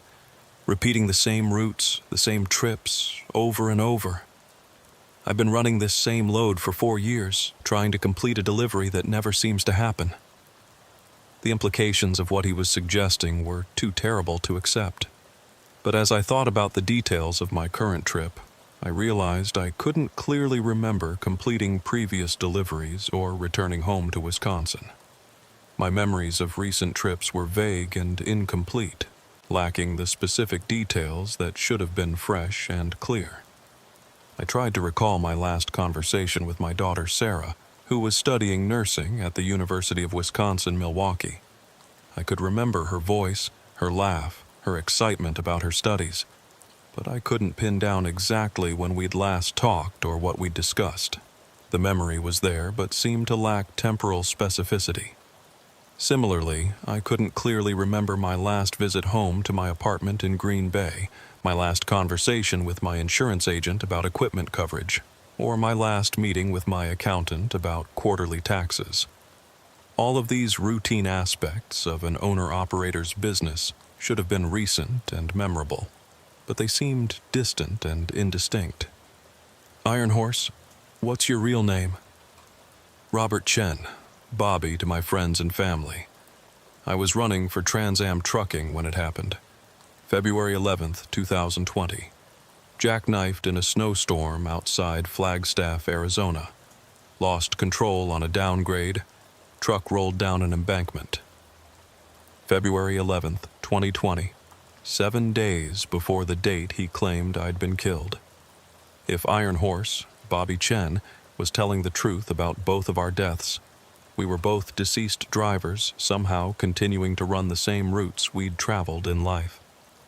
Bobby, if what you're saying is true, why are we still here? Why are we still driving? I don't know for certain, Frank, but I think it has something to do with unfinished business. Loads that didn't get delivered. Families that didn't get proper goodbyes. Maybe we're stuck in some kind of loop until we figure out how to let go of the life we lost. I tried to process what Bobby was telling me, but it contradicted everything I understood about reality and existence. I felt completely alive, my hands on the steering wheel, the vibration of the engine through the cab floor, the taste of coffee from my last truck stop. How could any of this be real if I was actually dead? Bobby, this doesn't make sense. I can feel everything, the steering wheel, the engine vibration, the taste of coffee. I can hear our conversation clearly. How can any of this be real if we're dead? I don't think the normal rules apply to our situation, Frank. We're existing in some kind of space between life and death. Maybe because we died doing what we loved most. The road was our life, so maybe the road has become our afterlife too. As we continued west through the Oklahoma night, Bobby shared more details about his experience since his accident 4 years ago. He'd been repeating variations of the same trip, a load of steel coil from Chicago to Los Angeles, never successfully completing the delivery, never returning home to his family in Houston. I've tried everything, Frank. Different routes, different speeds, stopping at different truck stops, even trying to abandon the load. Nothing changes the fundamental pattern. I always end up back at the beginning, picking up the same freight, starting the same trip that never reaches its destination. Have you encountered other drivers like us? A few, over the years. Most don't realize what's happened to them. They think they're still alive, still working, still trying to get home to their families.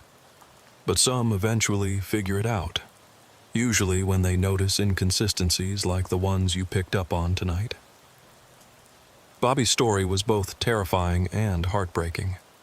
The idea that dead drivers might be trapped in endless loops, forever trying to complete journeys they'd never finish, was almost too awful to contemplate. But it explained all the inconsistencies I'd noticed in our conversation.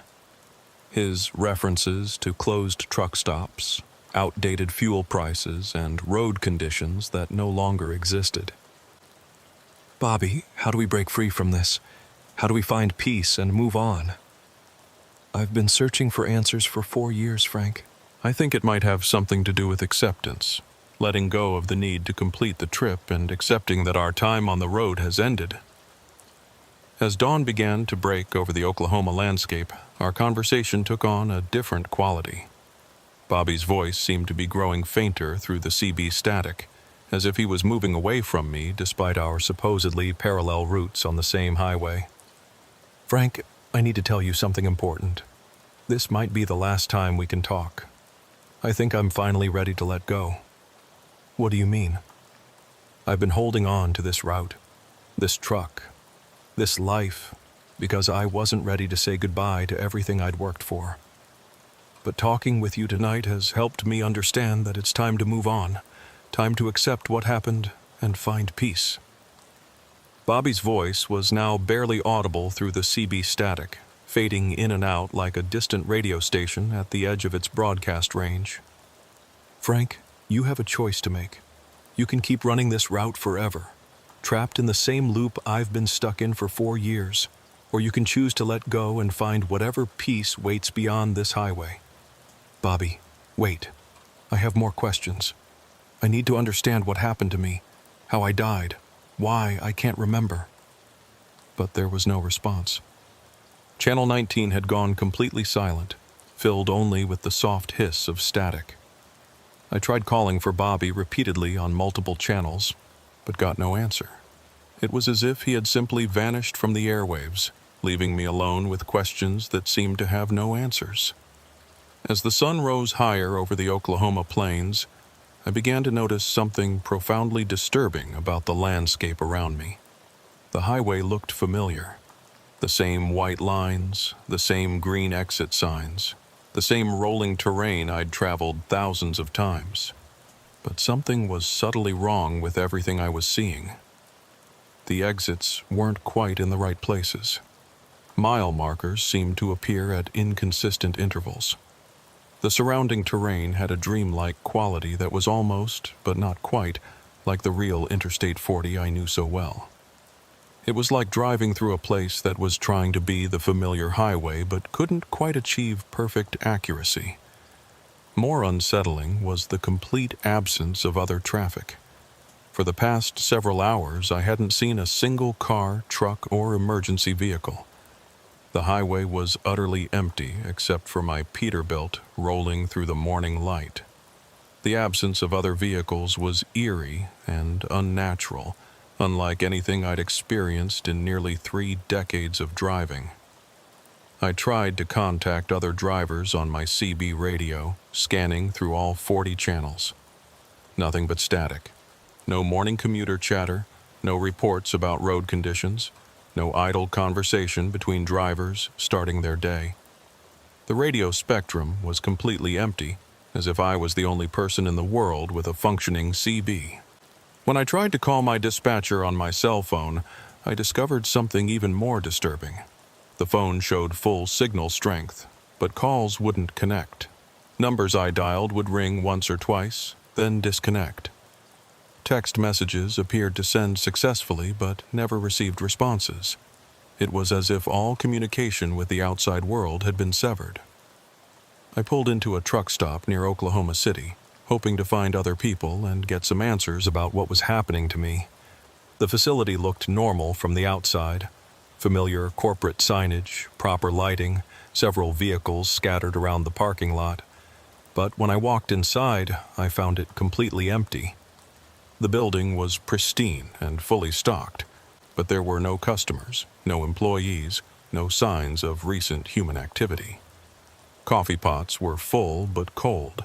Food displays were perfectly arranged but stale, and cash registers were operational but unmanned. It was like walking through a movie set designed to look like a functioning truck stop, but lacking any actual life. The restrooms were clean and well-maintained. The vending machines were fully stocked and operational, and all the facilities appeared to be in working order. But the absence of any human presence was deeply unsettling. I called out several times, hoping to locate an employee or another customer, but my voice echoed through empty corridors without response. Back in my truck, I tried the CB radio again, desperately scanning through all available channels. Nothing but static. No other drivers. No emergency broadcasts. No sign that anyone else existed in this strange version of reality I seemed to be trapped in. That's when I began to seriously consider the possibility that Bobby Chen had been telling the truth. I was dead, killed in an accident 4 years ago, and somehow trapped in a simulation or afterlife version of the routes I'd driven in life. The empty highways, the silent radio channels, and the absence of human contact all suggested that I was existing in some kind of isolated reality. The thought was terrifying, but it also provided a potential explanation for all the inconsistencies I'd been experiencing. If I was dead, it would explain why I couldn't clearly remember recent events, why my timeline seemed confused, and why I was encountering other drivers who also seemed to be trapped in impossible situations. I thought about my family back in Wisconsin, my daughter Sarah, who would now be 26 years old if 4 years had passed since my death. I thought about my ex-wife Janet, who I'd remained on friendly terms with despite our divorce. I thought about my few close friends in the trucking community, drivers I'd known for years and considered family. If I was really dead, they would have grieved for me, buried me, and moved on with their lives. Sarah would have finished nursing school without her father there to celebrate her graduation. Janet would have found someone new to share her life with. My friends would have shared stories about me at truck stops and industry gatherings, keeping my memory alive in the way that truckers honored their fallen brothers. The thought that I'd been absent from their lives for 4 years without knowing it was devastating.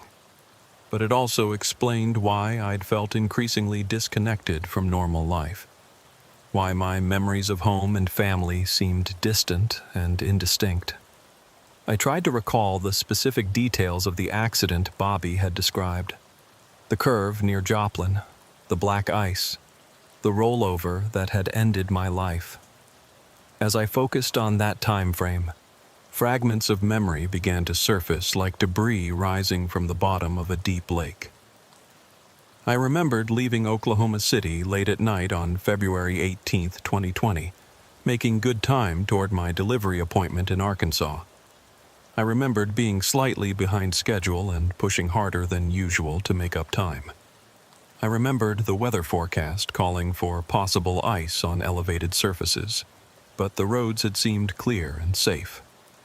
And then I remembered entering a curve at what felt like a safe speed, confident in my ability to handle the road conditions. I remembered the terrifying moment when my trailer tires lost traction on a patch of black ice that was invisible in my headlights. The awful sensation of the trailer beginning to slide sideways, the steering wheel going light in my hands, and the sickening knowledge that I was about to lose control of 80,000 pounds of truck and trailer. The memories flooded back with devastating clarity. The rollover, the crushing impact as my cab hit the pavement, the brief moments of consciousness as I realized I wasn't going to survive. The last thing I clearly remembered was thinking about Sarah. hoping she would be okay without her father, wishing I could tell her how proud I was of the woman she'd become. I had died on that curve near Joplin, just as Bobby had said. Everything since then, the years of driving, the loads, the routes, the conversations with other drivers, had been some kind of afterlife projection, a continuation of the life I'd lost because I wasn't ready to let go. With that realization came a profound mixture of sadness and relief. Sadness for the life I'd lost and the years I'd missed with my family. Relief that I finally understood what had happened and could make a conscious choice about what to do next. I thought about Bobby's words regarding the need to accept that our time on the road was finished and let go of the need to complete journeys that would never end. I understood now that I'd been holding on to trucking because it had been my identity, my purpose, my way of understanding myself and my place in the world. But holding on was keeping me trapped in a limbo that served no purpose except to prolong my inability to accept death. My family had grieved for me and continued with their lives. My truck had been salvaged or scrapped. My CDL had been canceled.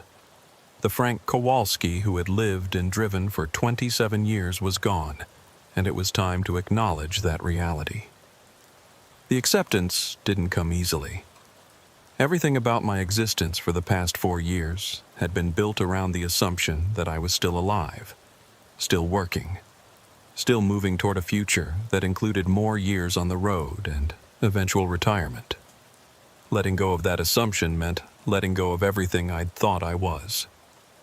I climbed down from my cab and walked around my Peterbilt one last time, running my hands over the chrome, checking the tires, inspecting the trailer connections that had been second nature for nearly 3 decades. This truck had been my partner, my home away from home, and my means of making a living. Saying goodbye to it meant saying goodbye to everything I'd been. The truck felt solid and real beneath my touch, but I understood now that its reality was different from the reality of the living world. It existed in whatever space I'd been occupying since my death, a space that allowed me to continue the routines and activities that had defined my life. I thought about Sarah, now a registered nurse working in a hospital somewhere, probably married with children of her own. I thought about Janet, who had likely found someone new to share her later years with. I thought about all the sunrises I'd seen from my driver's seat, all the miles I'd covered, and all the satisfaction I'd derived from moving freight safely and efficiently across the country.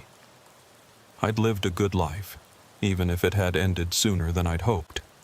I'd seen America from coast to coast, met thousands of good people, and earned an honest living doing work that mattered to the economy and society.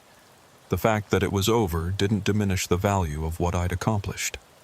Standing beside my truck in that empty rest area, I began to understand what Bobby had been trying to tell me about acceptance and letting go.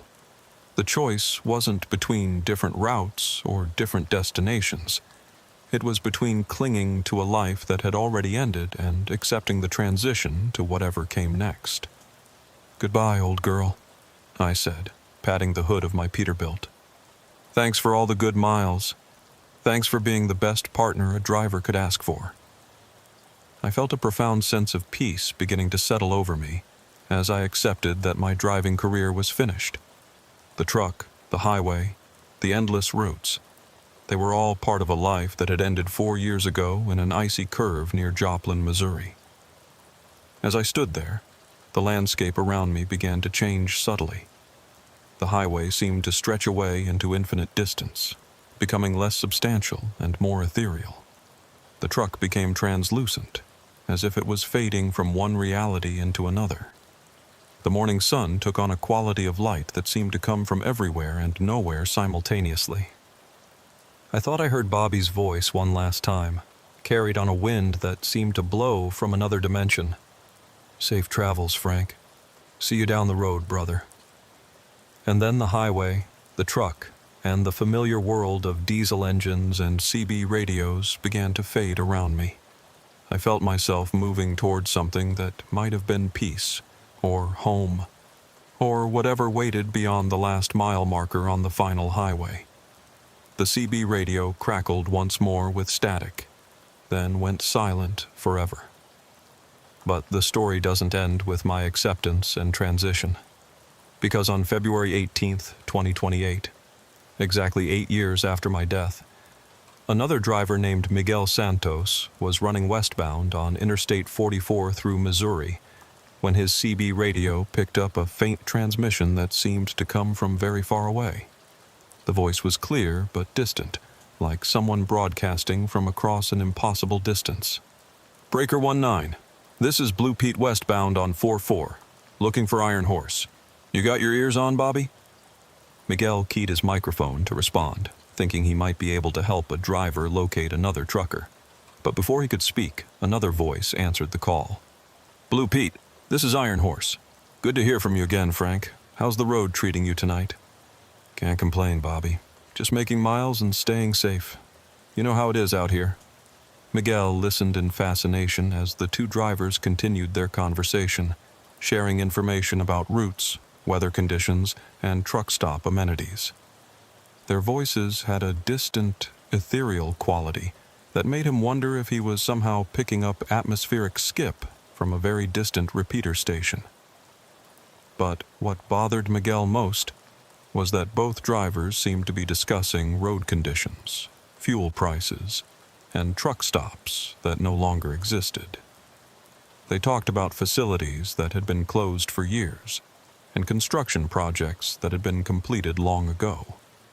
Their conversation had an anachronistic quality that suggested they were broadcasting from a different time period entirely. When Miguel tried to join the conversation, his transmissions seemed to go unheard. Blue Pete and Iron Horse continued their dialogue as if he wasn't there, sharing memories of highways they'd traveled and loads they'd hauled in what seemed like a different era of trucking. "Remember that time we both got caught in that ice storm outside Tulsa?" Blue Pete was saying. "Took us 6 hours to travel 20 miles. "I remember," Iron Horse replied. "Good thing we found that truck stop with the generator. Kept us warm until the roads cleared." Those were the days, Bobby, when trucking was still about the relationship between a driver and his rig, before all the electronic monitoring and corporate efficiency experts. Still is, Frank. Still is, for those of us who understand what it really means to be a driver. Miguel realized he was listening to something extraordinary. A conversation between drivers who seemed to exist outside normal time and space, sharing memories and experiences from a golden age of trucking that younger drivers had never experienced. Eventually, their voices faded into static, leaving Miguel alone with his thoughts and the growing certainty that he'd somehow overheard a conversation between drivers who belonged to a different reality. He tried calling for Blue Pete and Iron Horse on multiple channels, but never received a response. Over the following months, Miguel mentioned the incident to other drivers at truck stops and on CB forums. He learned that several other drivers had reported similar experiences, phantom conversations between truckers who seemed to be broadcasting from the past, discussing routes and conditions that no longer existed. An old-timer named Harvey Williams, who'd been driving since the 1970s, had a theory about the phenomenon. "Some drivers never really retire," he told Miguel over coffee at a Flying J in Missouri. "They get so attached to the road that part of them stays out here even after their time is up. Maybe what you heard was Frank and Bobby still running their routes, still looking out for each other, still being the kind of drivers this industry was built on." Miguel never heard from Blue Pete or Iron Horse again, but he started paying closer attention to the static between stations on his CB radio. Sometimes, late at night on empty highways, he would scan the channels carefully, listening for voices that might be broadcasting from beyond the normal boundaries of time and space. He learned that the highway was more than just a means of transportation. It was a place where stories accumulated, where the spirits of good drivers might continue their journeys long after their earthly miles had been completed. The CB radio, which had connected drivers across vast distances for decades, might also be capable of connecting different eras and different planes of existence. Other drivers began sharing their own experiences with phantom radio transmissions. Reports came in from across the country. Conversations between truckers who had died years apart. Broadcasts from drivers warning about accidents that had happened decades earlier, and technical discussions about equipment that was no longer manufactured. The phenomenon became known among drivers as the Eternal Highway, a network of routes that existed parallel to the physical interstate system, where the spirits of deceased drivers continued their runs and maintained their watch over the living truckers who followed in their tire tracks. Some drivers were skeptical, attributing the reports to atmospheric interference, overactive imaginations, or the psychological effects of too many hours alone on the road. But others found comfort in the idea that death didn't necessarily end a driver's connection to the highway community. For Miguel, the experience changed how he approached his own career. He began to see trucking not just as a job, but as participation in a tradition that transcended individual lifetimes. Every mile he drove was part of an ongoing story that connected him to drivers who had come before and would continue with drivers who came after. He started keeping a journal of his experiences on the road, documenting not just his loads and routes, but the conversations he had with other drivers, the acts of kindness he witnessed, and the sense of community that still existed among professional truckers, despite all the changes in the industry. Years later, when Miguel finally hung up his keys and retired from driving, he donated his journals to a trucking museum in Iowa. The curator, a former driver herself, read through Miguel's accounts with deep appreciation for the stories he'd preserved. "These voices you heard," she told him during the donation ceremony, "they represent something important about trucking culture. The idea that good drivers look out for each other, even beyond death. Whether the transmissions were real or imaginary doesn't matter as much as what they represent. The eternal bond between professional drivers and the highway." The museum created an exhibit based on Miguel's journals and the reports from other drivers about phantom CB transmissions. Visitors could sit in a recreation of a truck cab, put on headphones, and listen to recordings of the conversations that drivers claimed to have heard from beyond. The exhibit became one of the museum's most popular attractions, drawing visitors from across the trucking community who came to pay their respects to drivers who had passed on and to reflect on the spiritual dimensions of life on the road. But perhaps the most important aspect of the phenomenon was how it influenced the behavior of living drivers. Knowing that their voices might someday join the phantom broadcasts made many drivers more conscious of how they conducted themselves on the road. They spoke more professionally on their CB radios, offered more assistance to fellow drivers, and maintained higher standards of courtesy and safety. The idea that Frank Kowalski and Bobby Chen might still be monitoring Channel 19 inspired a new generation of drivers to uphold the traditions and values that had made trucking a respected profession. Their posthumous presence became a reminder that every driver was part of something larger than themselves, a community that transcended the boundaries between life and death. And so the highway continues, carrying freight and dreams, stories and spirits across the vast American landscape. The white lines stretch endlessly toward horizons that might be geographic or metaphysical, and the CB radio crackles with voices that might be from this world or the next. For those who listen carefully to the static between stations, the highway offers more than just a route from point A to point B. It provides a connection to the eternal community of drivers who understand that some journeys never really end. They just continue on roads that can't be found on any earthly map. The diesel engines sing their ancient songs, the wheels turn their endless rotations, and somewhere in the space between the temporal and the eternal, good drivers continue their runs, still watching out for each other, still sharing the road wisdom that makes the highway a sacred space for those who understand its deeper meanings. Safe travels, drivers. Keep your eyes on the road, your hands on the wheel, and your ears tuned to Channel 19. You never know when you might hear from an old friend who's still out there making miles on the highway that never ends. And if you're ever running westbound on Interstate 44 through Missouri on a clear February night, and your CB picks up a conversation between Blue Pete and Iron Horse, key your microphone and say hello. They'll be glad to hear from a fellow driver, and they might have some road wisdom to share from their journeys on the other side of the final way station. Because in trucking, no driver is ever truly alone, and no journey ever really ends.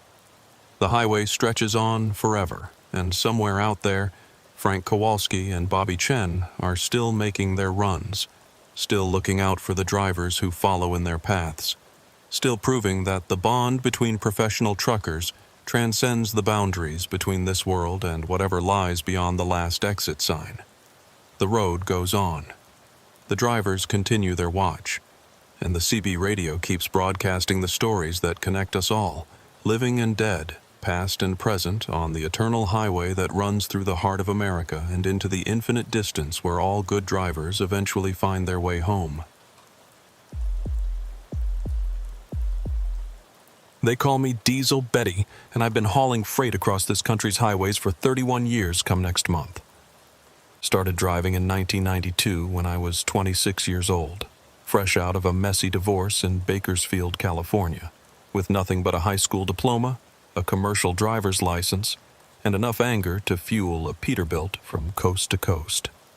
3 decades later, I'm still out here, still moving America's freight, and still proving that a woman can handle anything the road throws at her. My current rig is a 2019 Kenworth W900L with an 86-inch sleeper berth that I've turned into a proper home away from home. She's painted candy apple red with gold leaf pinstriping, custom leather interior, and enough chrome to blind a state trooper at a quarter mile. Under the hood sits a Cummins X15 engine pushing 605 horsepower through an Eaton Fuller 18-speed transmission that I can work like a concert pianist playing a Steinway. Not many drivers, male or female, can say they've logged over 4 million safe miles, but I can, and I've got the awards and clean driving record to prove it. I've been an owner-operator for the past 23 years, running primarily under my own authority with a few select brokers who know I deliver on time, every time, no excuses.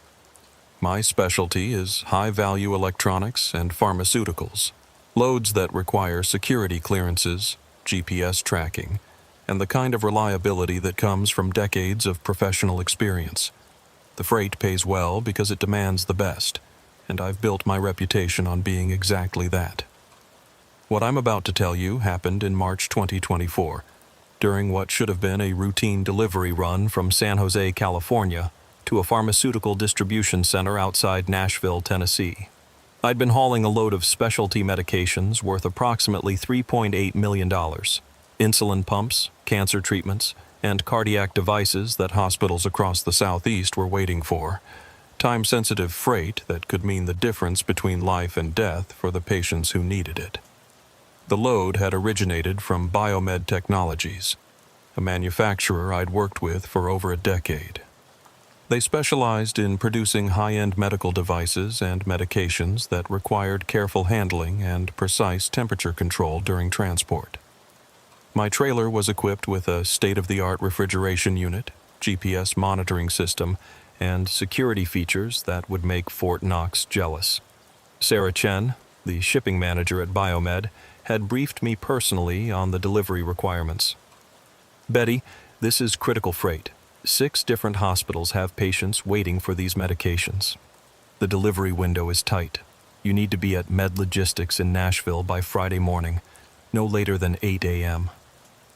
The route would take me east across California, through Arizona and New Mexico, then northeast through Texas, Oklahoma, Arkansas, and finally into Tennessee. Approximately 2,100 miles that I could cover comfortably in 4 days, while maintaining full compliance with hours of service regulations. I'd run similar routes hundreds of times, and the timing was manageable with careful planning. The delivery address was Med Logistics Distribution Center on Industrial Boulevard in Nashville, a facility I'd delivered to at least 20 times over the past 5 years. They handled pharmaceutical distribution for most of the Southeast, and I knew their procedures, their dock workers, and their security protocols. It should have been as routine as any delivery I'd ever made. I departed San Jose on Monday morning, making excellent time across California and into Arizona. The weather was perfect. Clear skies, dry roads, and light traffic that allowed me to maintain a steady 65 mph through the desert. My Kenworth was running flawlessly. The refrigeration unit was maintaining proper temperature, and all my monitoring systems showed green across the board. By Tuesday evening, I was approaching the Texas border near El Paso, ahead of schedule and feeling confident about making my Friday morning delivery appointment. I stopped for fuel and my mandatory rest break at a Flying J truck stop, where I caught up with other drivers and checked my route planning for the next day. Wednesday took me across Texas on Interstate 20, through Dallas-Fort Worth and on toward Louisiana. The landscape gradually changed from desert to farmland as I moved east, and I made good time despite increasing traffic around the metropolitan areas. I spent Wednesday night at a truck stop in Marshall, Texas, planning to cross Louisiana and Arkansas on Thursday before making the final push into Tennessee. That's when things started getting strange. Thursday morning, I was rolling east on Interstate 20 through Louisiana when my GPS system announced a route change. Recalculating route due to road closure ahead. Follow highlighted path for optimal routing. The new route directed me north on a state highway that would take me through rural Louisiana and Arkansas before connecting back to the interstate system. According to the GPS, this routing would save approximately 30 minutes and avoid construction delays that could jeopardize my delivery schedule. I'd learned to trust my GPS system over the years. It had steered me around countless traffic jams and construction zones, saving hours of delay and helping me maintain on-time delivery performance. The system was updated regularly with real-time traffic data and road conditions, so I followed its guidance and took the northern route.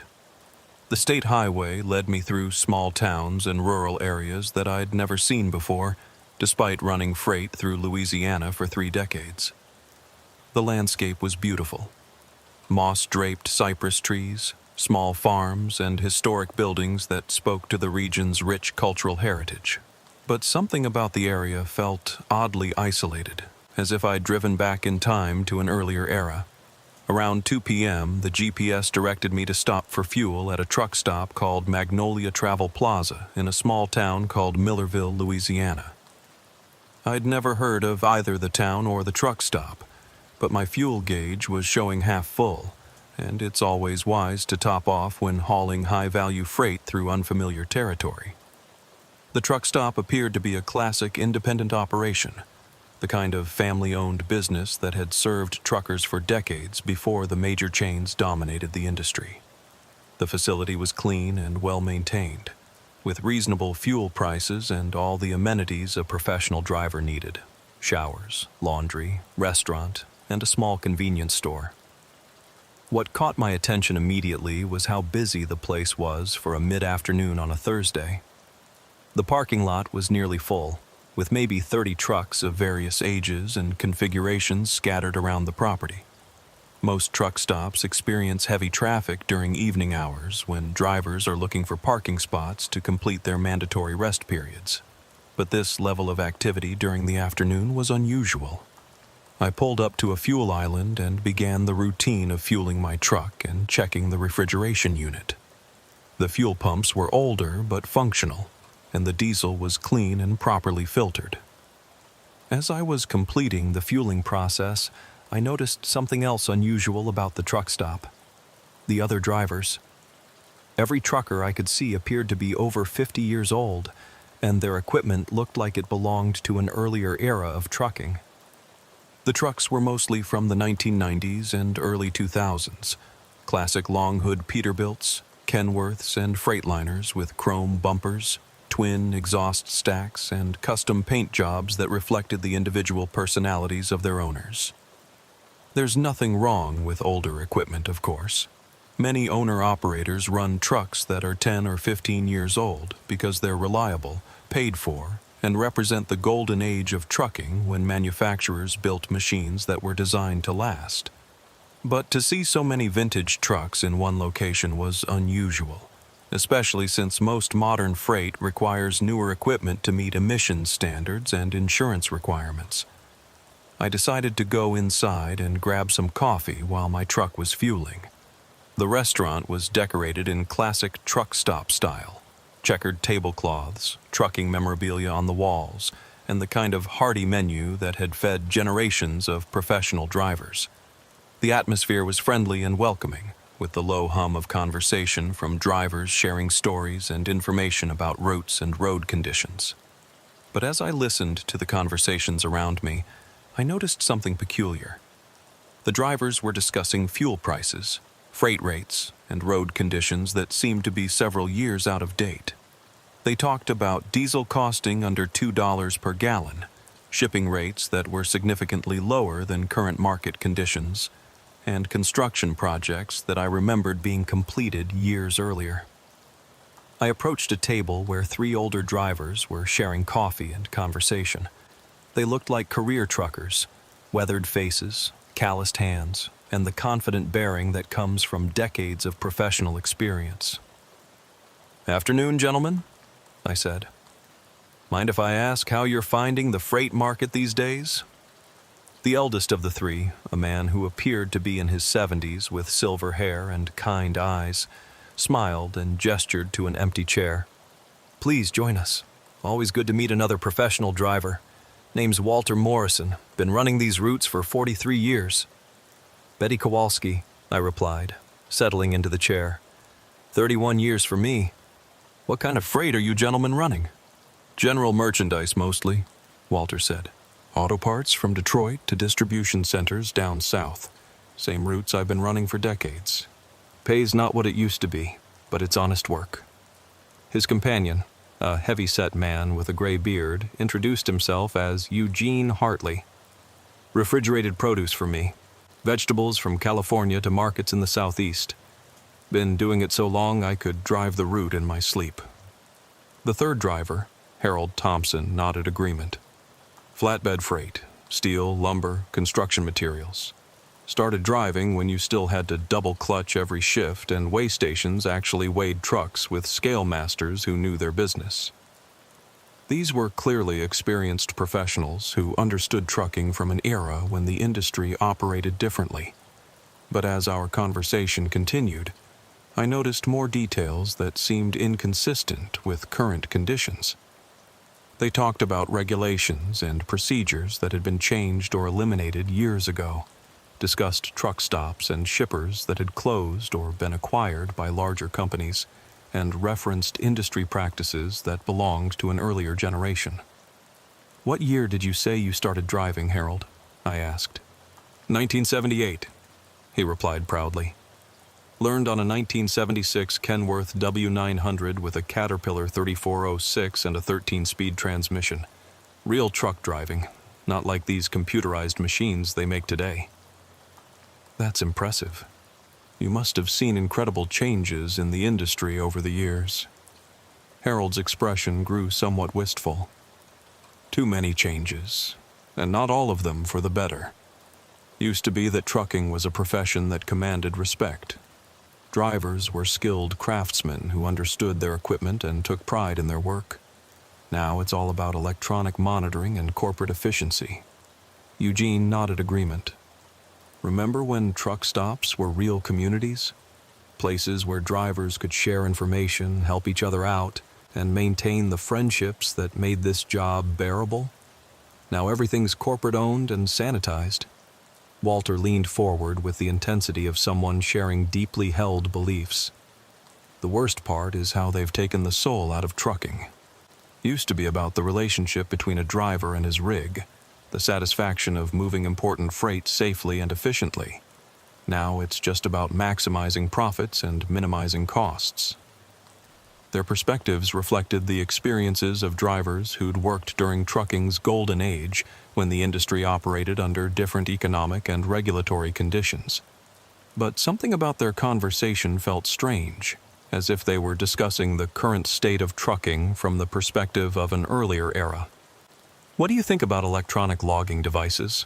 I asked, referring to the mandatory equipment that had revolutionized driver monitoring and hours of service compliance. All three men looked confused. "Electronic what?" Walter asked. "ELDs, electronic logging devices. They've been mandatory for commercial vehicles since 2017. The confusion on their faces was genuine.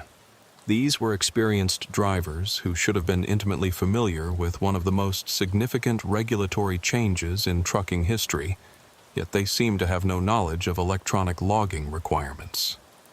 "We still use paper logbooks," Eugene said. "Always have, always will. Nothing wrong with the old way of doing things." That was impossible.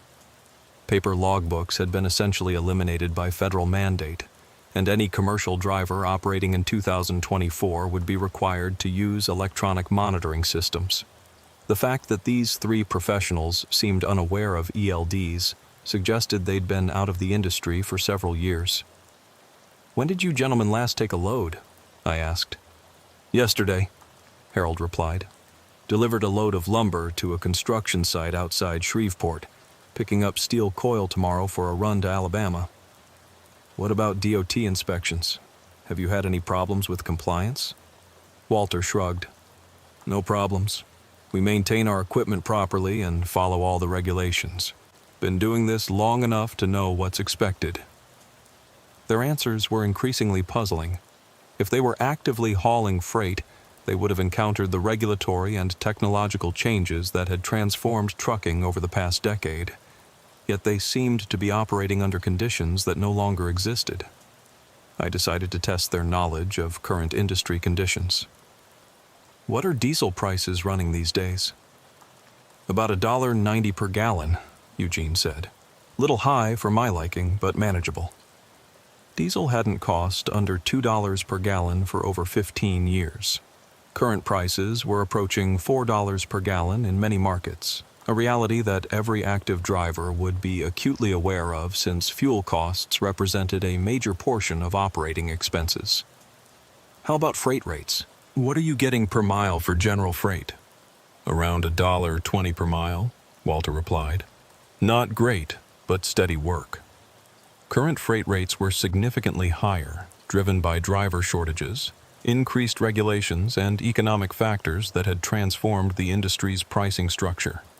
Any driver actively working would know the current rate environment. I was beginning to suspect that these three men hadn't been active drivers for several years, despite their claims about recent loads and current operations. Perhaps they were retirees who gathered at truck stops to share memories and maintain connections to their former profession.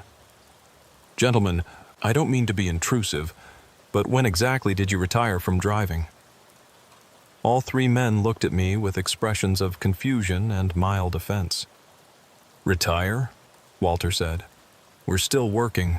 Been on the road our whole adult lives, and we'll keep driving until we can't pass the physical anymore." "But the regulations and conditions you're describing haven't existed for years. Electronic logs have been mandatory since 2017. Diesel prices haven't been under $2 since the early 2000s. Freight rates have increased significantly due to industry changes."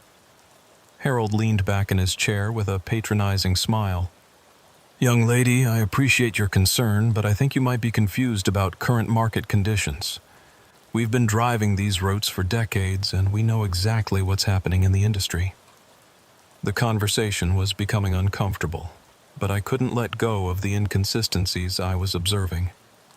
These were clearly experienced truckers who understood the profession, but their knowledge seemed to be frozen in an earlier time period. "What's today's date?" I asked. "March 14th, 2006, Eugene replied without hesitation. My blood went cold. Today was March 14th, 2024. These three drivers seemed to believe they were living 18 years in the past. Gentlemen, I need to tell you something. Today is March 14th, 2024.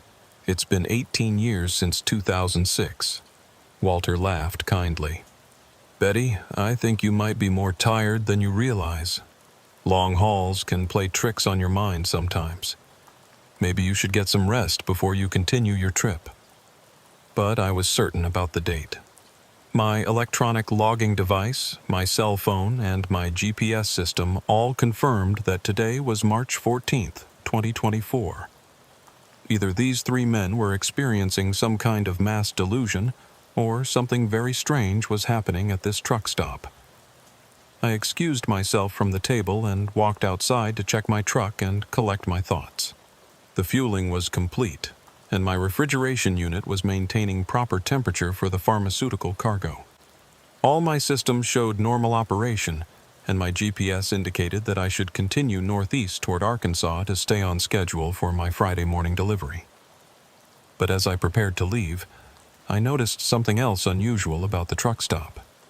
Despite the heavy traffic and full parking lot, I hadn't seen a single truck arrive or depart during the entire time I'd been there. All the vehicles appeared to be permanently parked, as if they'd been there for hours or days without movement. I walked around the parking lot, examining the trucks more closely. They were all clean and well maintained, but many showed signs of being stationary for extended periods. Dust on the windshields, flat spots on the tires, and the settled appearance of vehicles that hadn't moved recently. More disturbing was the absence of any modern equipment. Every truck in the lot appeared to be from the 1990s or early 2000s, with no examples of the newer models that dominated current fleets. It was like stepping into a museum of trucking history rather than an active commercial facility. I tried to start a conversation with other drivers in the parking lot, hoping to get some clarity about what I was experiencing. But every interaction followed the same pattern. Experienced professionals who demonstrated extensive knowledge of trucking, but seemed to be operating in a different time period. A driver named Dorothy, who was checking the securement on her flatbed load, told me she was hauling steel beams to a construction project in Arkansas. When I asked about electronic logging compliance, she looked confused and mentioned that she maintained detailed paper records as required by regulations. Another driver, Frank, was performing a pre-trip inspection on his refrigerated trailer. He spoke knowledgeably about temperature control and cargo protection, but referenced equipment and procedures that were no longer current. When I mentioned GPS tracking systems, he seemed puzzled and said he navigated using paper maps and road knowledge accumulated over decades of experience. Every conversation reinforced the same pattern: competent professionals who understood trucking but seemed to exist in an earlier era of the industry. They were all friendly, knowledgeable, and helpful, but their reality didn't align with the current state of commercial transportation. I returned to my truck, increasingly unsettled by what I was experiencing. The logical explanation was that I'd stumbled into some kind of themed truck stop or historical attraction where retirees gathered to share memories of their driving careers. But the facility appeared to be a functioning commercial operation, and the drivers seemed genuinely convinced they were actively working. As I prepared to leave, Walter Morrison approached my truck. "Betty, before you head out, I wanted to give you some advice about the route ahead. There's been some weather moving through Arkansas, and road conditions might be challenging." "What kind of weather?" "Ice storm that came through last night. Authorities are recommending that commercial vehicles avoid the interstate until conditions improve. Might want to consider laying over here until morning." I checked my weather apps and GPS system, both of which showed clear conditions throughout Arkansas and Tennessee. There were no weather advisories, no reports of ice storms, and no recommendations to avoid interstate travel. "Walter, my weather information shows clear conditions ahead. No storms or advisories reported." He shook his head with the confidence of someone who'd been monitoring weather conditions for decades. "Don't trust those electronic gadgets, young lady. I've been talking to other drivers on the CB, and they're all reporting hazardous conditions. Better to be safe than sorry with valuable freight." The CB radio was another inconsistency I'd noticed. Many of the drivers at the truck stop were using CB equipment, but I hadn't heard any chatter on Channel 19 or any other frequencies during my time there. The radio spectrum seemed completely quiet, which was unusual for an area with heavy truck traffic. I thanked Walter for his concern, but explained that I needed to maintain my delivery schedule. As I prepared to leave the truck stop, I made one final attempt to understand what I was experiencing. "Walter, can you tell me what company you're running for?" "Independent owner-operator," he replied proudly. "Been running under my own authority for 22 years. Sunset Transport Services, though most folks just call me Old Walter." I made a mental note to research Sunset Transport Services when I had internet access. If Walter was still an active owner-operator, his company should have current DOT registration and safety records that I could verify. As I pulled away from Magnolia Travel Plaza, I felt a profound sense of relief to be back on the highway.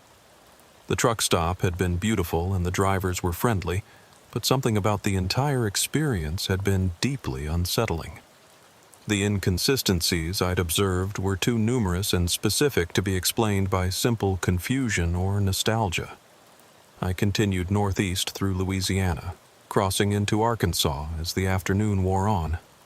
The landscape was beautiful, rolling hills, forests, and small towns that embodied the character of the American South. My truck was running perfectly, and the GPS showed that I was making excellent time toward my delivery appointment in Nashville. But I couldn't stop thinking about the drivers I'd met at the truck stop. Their knowledge of trucking was extensive and authentic, but their perception of current conditions seemed to be frozen in an earlier era. The most unsettling aspect was their absolute conviction that they were actively working in an industry that had moved beyond the conditions they described. Around 6 p.m., I stopped for fuel at a modern truck stop chain in Arkansas. The facility was typical of contemporary operations: bright lighting, modern equipment, corporate standardization, and all the conveniences that current drivers expected. The contrast with Magnolia Travel Plaza was striking. While my truck was fueling, I used my smartphone to research Sunset Transport Services. The search results were troubling. The company had been dissolved in 2006 following the death of its owner-operator, Walter Morrison, in a single-vehicle accident on a Louisiana state highway. According to the accident report, Walter had been driving through a severe ice storm when he lost control of his truck and crashed into a bridge abutment.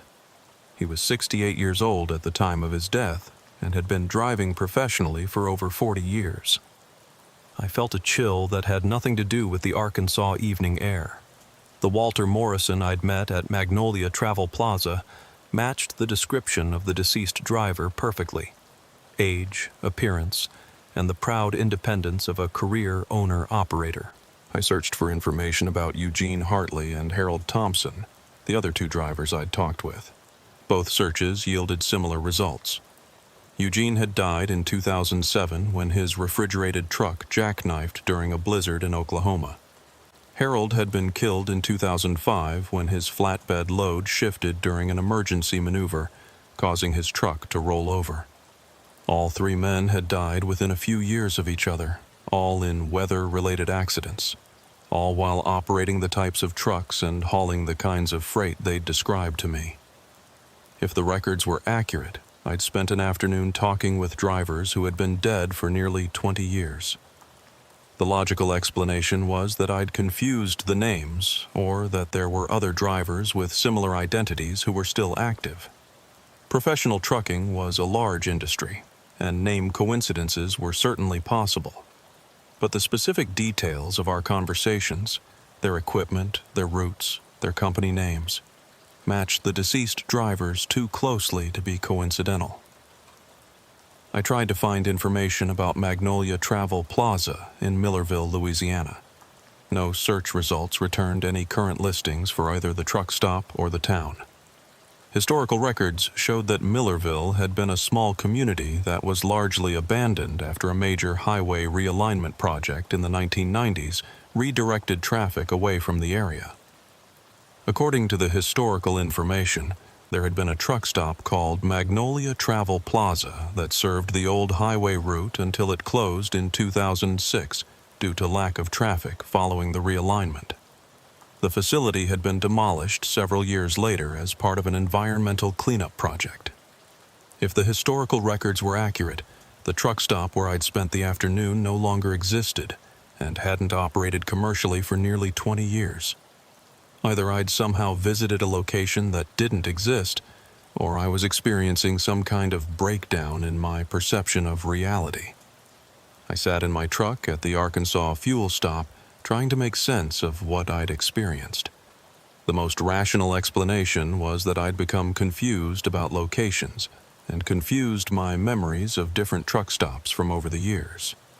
Long-haul driving involved visiting hundreds of similar facilities, and it was certainly possible to mix up details in conversations. But the specificity of what I'd experienced made simple confusion unlikely. I remembered clear details about the truck stop's layout, the appearance of the other drivers, and the content of our conversations. The experience had been too vivid and detailed to be a confusion of memories. Another possibility was that I was experiencing some kind of medical emergency, a stroke, seizure, or other condition that could affect perception and memory. I performed a basic self-assessment, checking my coordination, speech, and cognitive function. Everything seemed normal, and I felt completely alert and capable of continuing my trip.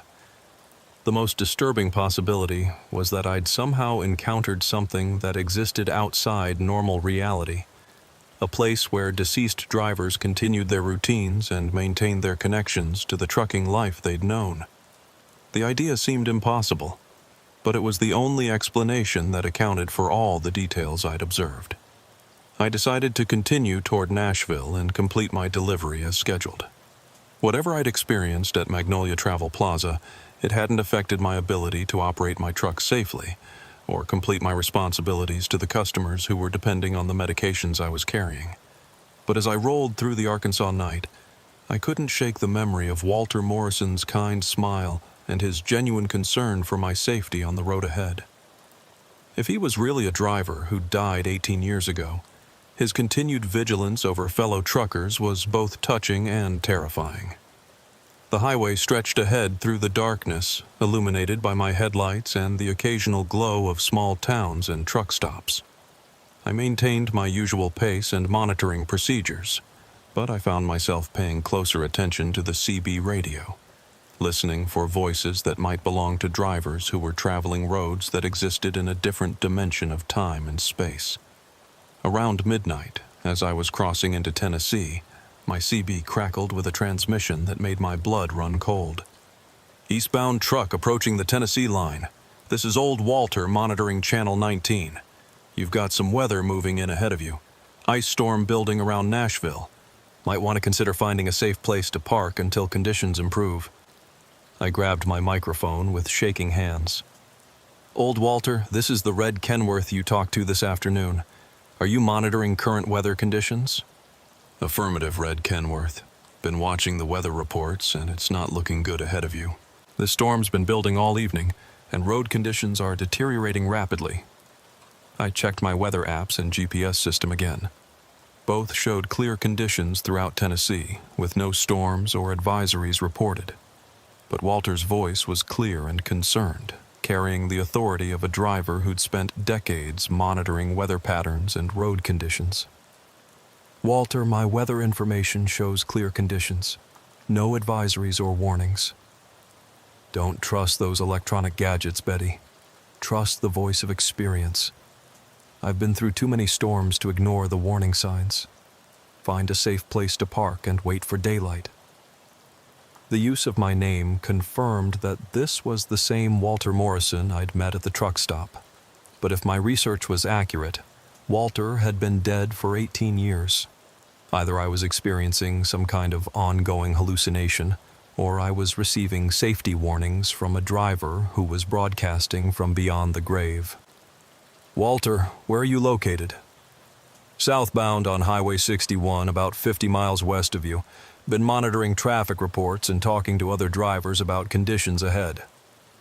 Highway 61 was a north-south route that wouldn't intersect with my eastbound travel on Interstate 40.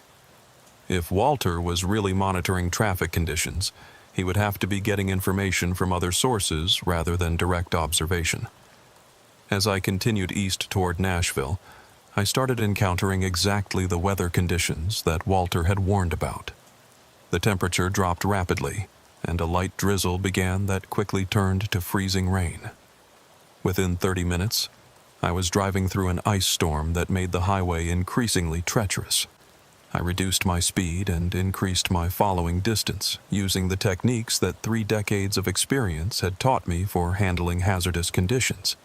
But the storm was severe enough to make continued travel dangerous, especially with valuable pharmaceutical cargo that couldn't be risked in an accident. I found a truck stop outside Nashville and pulled in to wait for the storm to pass. As I was parking my truck, the CB crackled again with Walter's voice. "Red Kenworth, this is old Walter. Glad to see you found a safe place to park. Storm should clear by morning and you'll be able to complete your delivery safely." "Walter, how did you know I was parking?" "Been monitoring your progress and the weather conditions. Just want to make sure fellow drivers stay safe out here." The idea that a deceased driver was somehow monitoring my progress and providing safety guidance was both comforting and terrifying. If Walter was really looking out for me, his ghostly presence represented the kind of professional solidarity that had always characterized the trucking community. I spent the night at the truck stop, watching ice accumulate on my windshield while other drivers dealt with the same hazardous conditions that Walter had warned about. By morning, the storm had passed, and road conditions had improved enough to allow safe travel. I completed my delivery to Med Logistics in Nashville without incident, arriving exactly on schedule despite the weather delay. The pharmaceutical cargo was accepted and immediately distributed to hospitals throughout the Southeast, where it would help save lives and improve patient outcomes. But as I prepared to deadhead back to California for my next load, I couldn't stop thinking about my encounter with Walter Morrison and the other drivers at Magnolia Travel Plaza. Whether they were real ghosts, hallucinations, or something else entirely, they represented a connection to trucking's past that was both beautiful and haunting. Over the following weeks, I researched the phenomenon of ghost truck stops and deceased drivers who were reported to still be active on the highways. I found dozens of similar stories from drivers across the country, encounters with truckers who seemed to exist in earlier eras, warnings from deceased drivers about road hazards, and truck stops that appeared to operate normally but didn't exist in current reality. Some drivers attributed these experiences to fatigue, stress, or the psychological effects of spending long hours alone on isolated highways. Others believed they represented genuine encounters with spirits who remained connected to the trucking life they'd known. For me, the experience changed how I approached my career and my relationship with the trucking community. I began to see myself as part of a continuum that stretched back through generations of professional drivers who had dedicated their lives to moving America's freight safely and efficiently. I also developed a deeper appreciation for the older drivers who had built the traditions and standards that defined professional trucking. Whether Walter Morrison was a ghost, a hallucination, or something else, his concern for my safety represented the values that had always made trucking more than just a job. The highway remains a place of mystery and wonder, where the boundaries between past and present sometimes blur. Somewhere out there, Walter Morrison and countless other drivers continue their eternal watch over the roads they knew so well, offering guidance and protection to the living drivers who follow in their tire tracks. And sometimes, if you're listening carefully to Channel 19 on a dark night when the weather is turning bad, you might hear old Walter's voice offering the kind of road wisdom that only comes from drivers who understood that trucking was about more than moving freight. It was about taking care of each other on the long journey home. Safe travels, driver. Keep your eyes on the road, your hands on the wheel, and your ears tuned to the voices of experience that echo across the highways of America. Because in trucking, no one drives alone, and the best drivers never really retire. They just find different ways to keep watch over the road they loved. But my story with the ghost drivers of Magnolia Travel Plaza was far from over. 3 months later, in June 2024, I found myself running another high-value pharmaceutical load from Los Angeles to Atlanta, taking a route that would once again pass through Louisiana. Despite my earlier experience, or perhaps because of it, I felt drawn to investigate whether the mysterious truck stop still existed and whether Walter Morrison and his fellow drivers were still there. This time, I was hauling a load of experimental cancer treatments worth over $4.2 million, bound for research hospitals throughout the Southeast.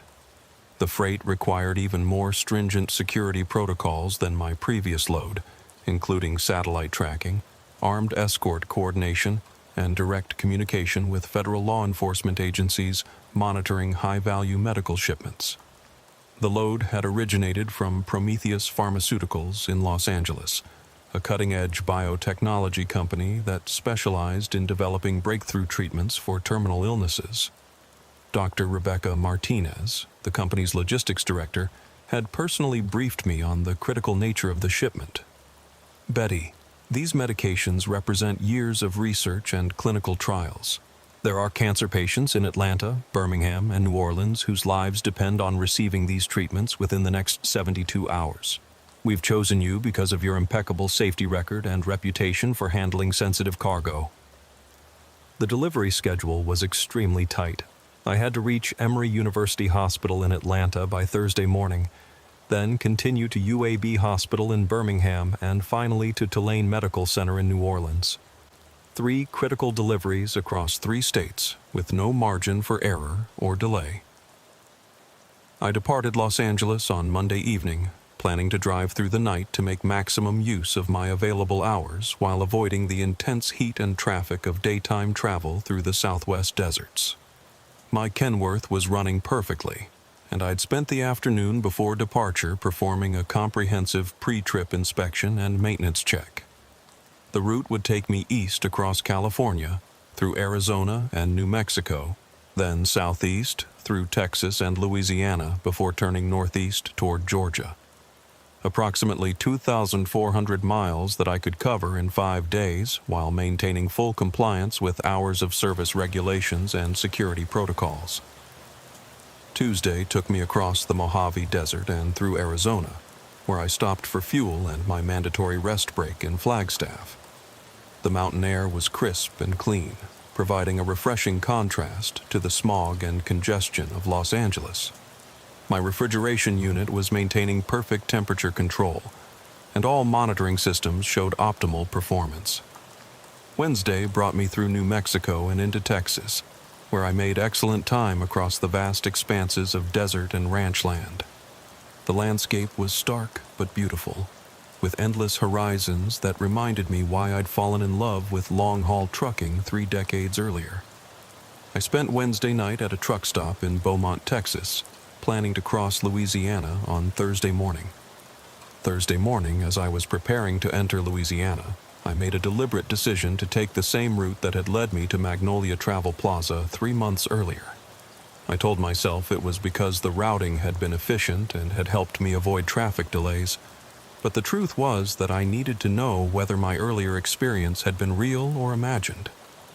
I programmed my GPS to follow the same state highway through rural Louisiana, telling myself that I was simply conducting an experiment in route efficiency. If the truck stop didn't exist, I would know that my previous experience had been some kind of hallucination or stress-induced episode.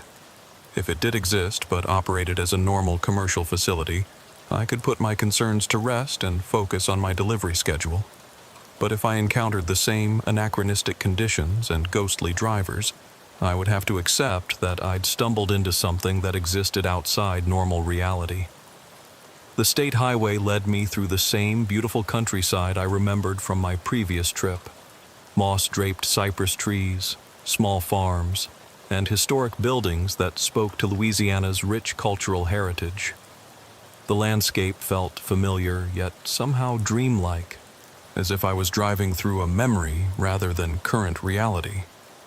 Around 11 a.m., I reached the location where Magnolia Travel Plaza should have been. What I found there made my hands shake on the steering wheel and my heart pound in my chest. The truck stop was exactly as I remembered it. Clean, well-maintained, busy with traffic from dozens of vintage trucks. The fuel islands were operational, the restaurant was open, and drivers were moving around the property with the purposeful efficiency of professionals conducting their business. But now I knew that, according to historical records, this facility had been demolished nearly 20 years ago. Either the historical records were wrong, or I was once again experiencing something that shouldn't exist. I pulled into the same fuel island I'd used during my previous visit, fighting a mixture of fear and fascination. Part of me wanted to flee immediately and find an alternate route to Atlanta, but a larger part needed to understand what was happening and why I seemed to be able to access this phantom truck stop. As I began fueling my truck, I noticed that the other drivers and their equipment were identical to what I'd observed 3 months earlier. Walter Morrison was there with his classic Kenworth, Eugene Hartley was checking his refrigerated trailer, and Harold Thompson was securing his flatbed load. It was as if time had been frozen at Magnolia Travel Plaza, preserving a perfect moment from trucking's golden age. Walter approached my truck with the same kind smile and professional demeanor I remembered from our previous encounter. "Good morning, Betty. Good to see you back on this route. How's the freight business treating you?" "Hello, Walter. I'm surprised to see you here. Thought you might have moved on to different routes by now." He chuckled with genuine warmth. "Been running these same routes for over 40 years. Don't see any reason to change now. What brings you through our neck of the woods again?" I explained that I was hauling medical freight to Atlanta, Birmingham, and New Orleans, mentioning the critical nature of the cargo and the tight delivery schedule. Walter listened with the attentive interest of a professional who understood the responsibilities of handling important freight. "Medical supplies, eh? That's important work. People's lives depend on drivers like you getting their cargo delivered safely and on time. You be extra careful with that load, especially through the construction zones around Baton Rouge." I checked my GPS and traffic apps, both of which showed clear conditions around Baton Rouge with no construction delays reported. But I'd learned from my previous visit that Walter and his fellow drivers operated with information from a different time period. "Walter, can I ask you something? What year do you think it is?" He looked at me with mild confusion. "June 15th, 2006, of course. Why do you ask?" The same temporal displacement I'd encountered during my previous visit. Walter and the other drivers seemed to be trapped in 2006, unaware that nearly 20 years had passed since then. "Walter, I need to tell you something that might be difficult to hear. Today is June 15th, 2024. It's been 18 years since 2006. His expression shifted to one of kind concern. "Betty, I think you might be more tired than you realize. Long hauls can affect your perception sometimes. Maybe you should rest here for a while before continuing your trip." I decided to try a different approach. "Walter, can you tell me about your family? Do you have anyone waiting for you at home?"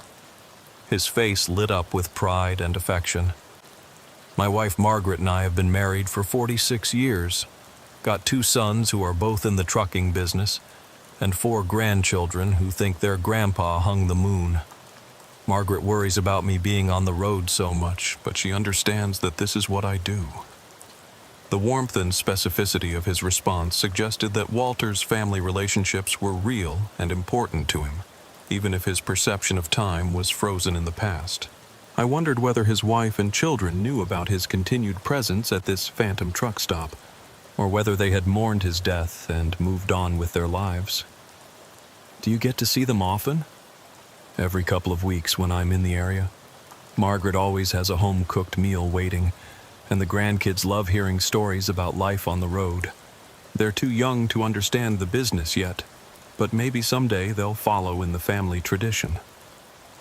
Walter's description of his family life was detailed and heartfelt, But if my research was accurate, his wife had likely died years ago, and his children and grandchildren were now middle-aged adults who had their own families and careers. The Walter Morrison I was talking to seemed to exist in a bubble of time that preserved his life as it had been in 2006. I spent another hour at Magnolia Travel Plaza, talking with Walter, Eugene, and Harold about their routes, their equipment, and their perspectives on the trucking industry.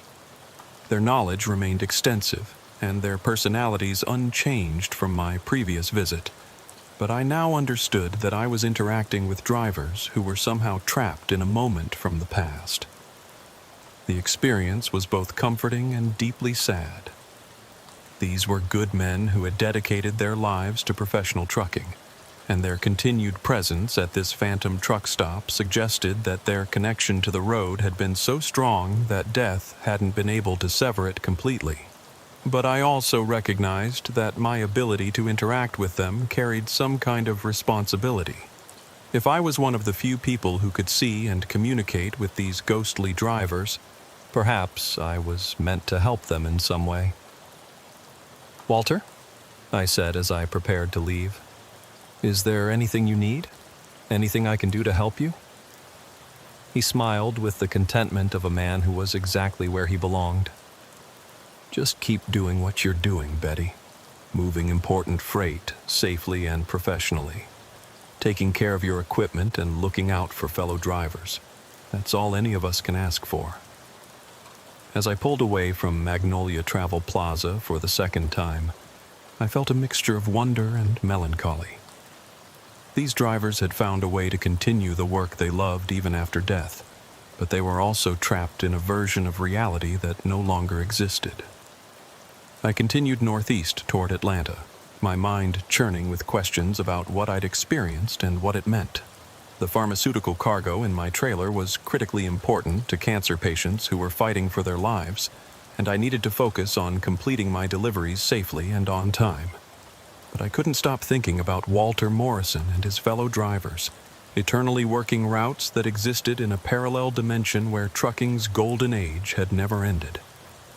My delivery to Emory University Hospital in Atlanta went smoothly, with the medical staff expressing profound gratitude for the experimental treatments that could save lives and offer hope to terminal patients. The cargo was transferred to secure storage immediately, where it would be prepared for clinical trials that could revolutionize cancer treatment. From Atlanta, I continued to Birmingham for my second delivery at UAB Hospital. The medical team there was equally appreciative, explaining that the treatments I'd delivered would be used in groundbreaking research that could benefit cancer patients worldwide. My final delivery in New Orleans at Tulane Medical Center completed the shipment successfully, with all cargo delivered on time and in perfect condition. The 3-day journey had been professionally satisfying, knowing that my work was directly contributing to medical advances that could save lives. But as I prepared to deadhead back to Los Angeles for my next load, I made another decision to return to Magnolia Travel Plaza. I needed to understand more about what was happening there and whether there was anything I could do to help Walter and his fellow drivers find peace. This time, when I arrived at the truck stop, I was greeted by a new driver I hadn't met before.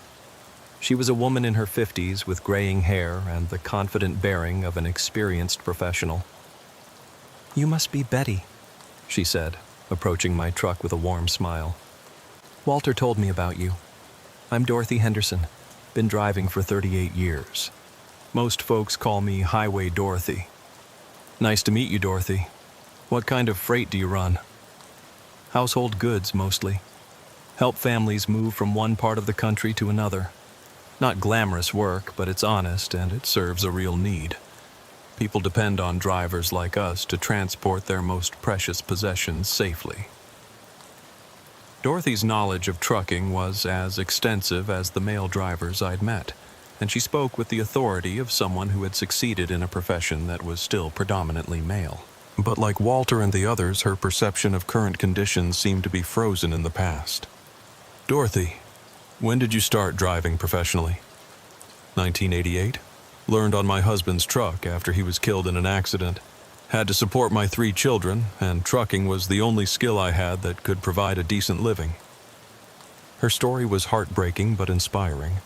A widowed mother who had entered a challenging profession to support her family. The determination and courage required for such a transition spoke to the strength of character that had defined many women in trucking. How did your children handle you being on the road so much? It was difficult, especially when they were young. But they understood that I was working to provide for them and give them opportunities I'd never had. All 3 graduated from college, and they've got good careers now. They're proud of their mother, even if they worried about me on the road. Like Walter's description of his family, Dorothy's account was detailed and emotionally authentic. But if she was deceased, like the other drivers at Magnolia Travel Plaza, her children were now adults who had built their own lives after mourning their mother's death. Dorothy, what's the most rewarding aspect of trucking for you? The independence and the variety.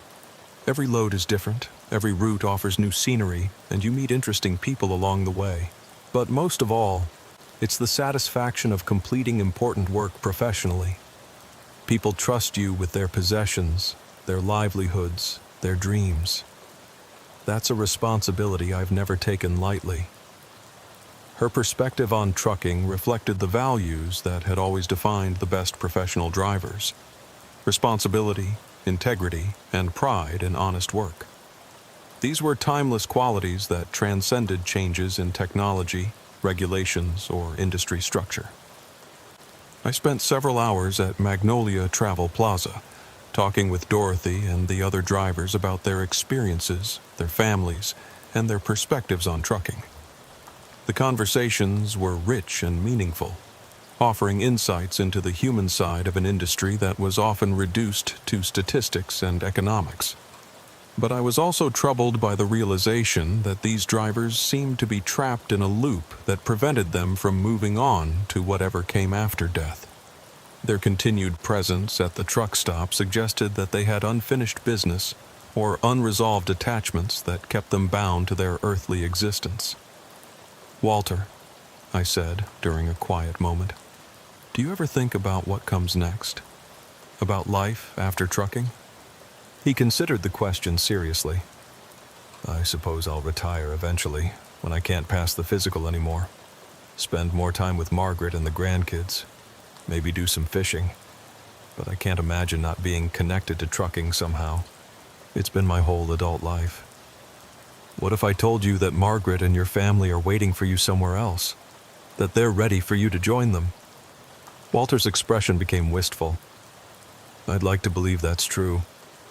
But right now I feel like I have work to finish here. Routes to run, freight to deliver, fellow drivers to look out for. Maybe when that work is done, I'll be ready to move on." His response suggested that Walter and the other drivers were aware on some level that their current existence was temporary, but they weren't ready to let go of the lives they'd known. The truck stop served as a kind of purgatory where they could continue the work they loved while avoiding the final transition to whatever came next. Over the following months, I found myself returning to Magnolia Travel Plaza whenever my routes took me through Louisiana. Each visit revealed new details about the drivers who gathered there and the phantom existence they maintained. I learned that the truck stop existed in a kind of temporal bubble, where the drivers experienced a perpetual loop of the same period from 2006. They had no awareness of the passage of time or the changes that had occurred in the outside world since their deaths. The drivers who gathered there had all died in weather-related accidents during a particularly severe winter in the mid-2000s. Walter Morrison, Eugene Hartley, Harold Thompson, Dorothy Henderson, and several others had all perished within a few months of each other, victims of the hazardous conditions that made trucking one of America's most dangerous professions. But their love for trucking and their commitment to the profession had somehow prevented them from accepting death and moving on to whatever lay beyond. They remained trapped in a version of reality where they could continue the work they'd known, but cut off from the natural progression of time and life. I began to understand that my role was not just to observe this phenomenon, but to help these drivers find the peace that had eluded them since their deaths. They needed to accept that their earthly work was finished, and that it was time to reunite with the families who were waiting for them. The breakthrough came during my 6th visit to Magnolia Travel Plaza in December 2024. I arrived to find Walter sitting alone in the restaurant, staring out the window at his truck with an expression of profound sadness. "Walter, what's wrong?" He looked up at me with tears in his eyes.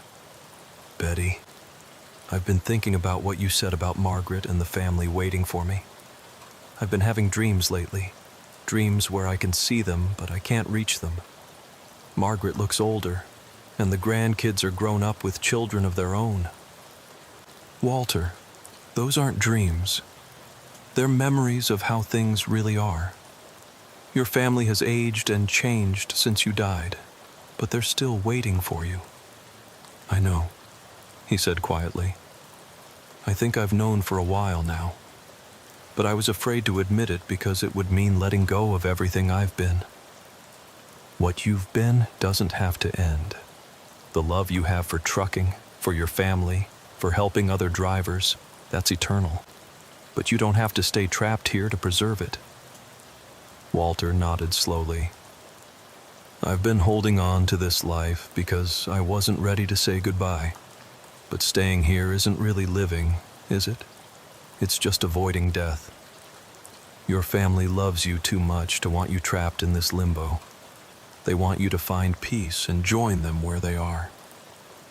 Over the next hour, I had similar conversations with Eugene, Harold, Dorothy, and the other drivers at Magnolia Travel Plaza.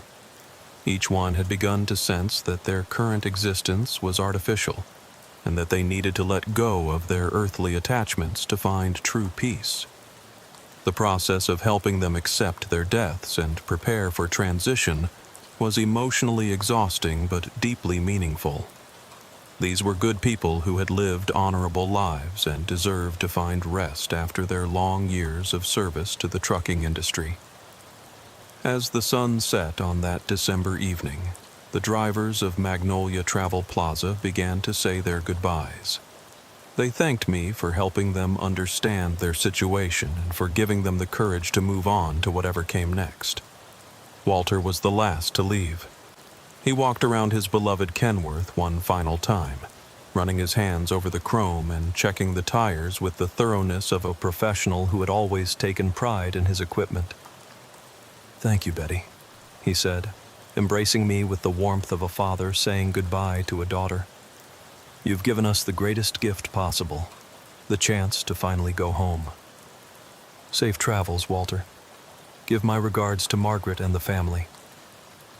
He smiled with genuine joy for the first time since I'd known him. "I will. And Betty, remember what I told you about taking care of fellow drivers. That responsibility doesn't end just because we're gone." As Walter walked away from his truck toward a light that seemed to come from nowhere and everywhere simultaneously, I felt a profound sense of peace and completion. The drivers of Magnolia Travel Plaza had found the rest they deserved, and I had played a small part in helping them reach their final destination.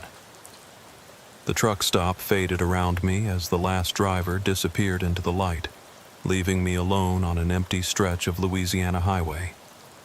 When I checked my GPS, I found that I was parked on the shoulder of a rural road with no truck stop or any other facility in sight. But I wasn't afraid or confused.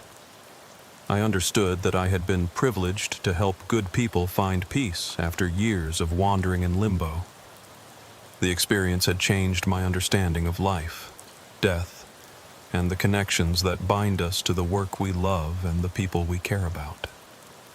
I continued my journey back to Los Angeles, carrying with me the memory of Walter Morrison and his fellow drivers who had taught me that some responsibilities transcend death and that the best aspects of human nature, compassion, dedication, and love, are truly eternal.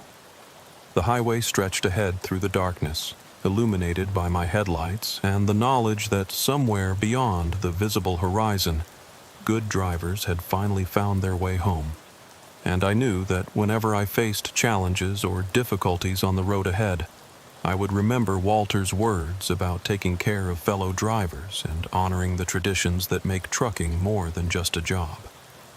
In the end, Magnolia Travel Plaza had been a way station not just for ghostly drivers seeking peace, but for a living driver learning about the deeper meanings of the profession she had chosen. The Phantom truck stop had taught me that trucking is about more than moving freight. It's about service, community, and the eternal bonds that connect all who answer the call of the open road. Safe travels, Walter. Safe travels to all the drivers who have gone before us and all who will follow. The highway continues, and so does the watch we keep over each other on the long journey that never truly ends.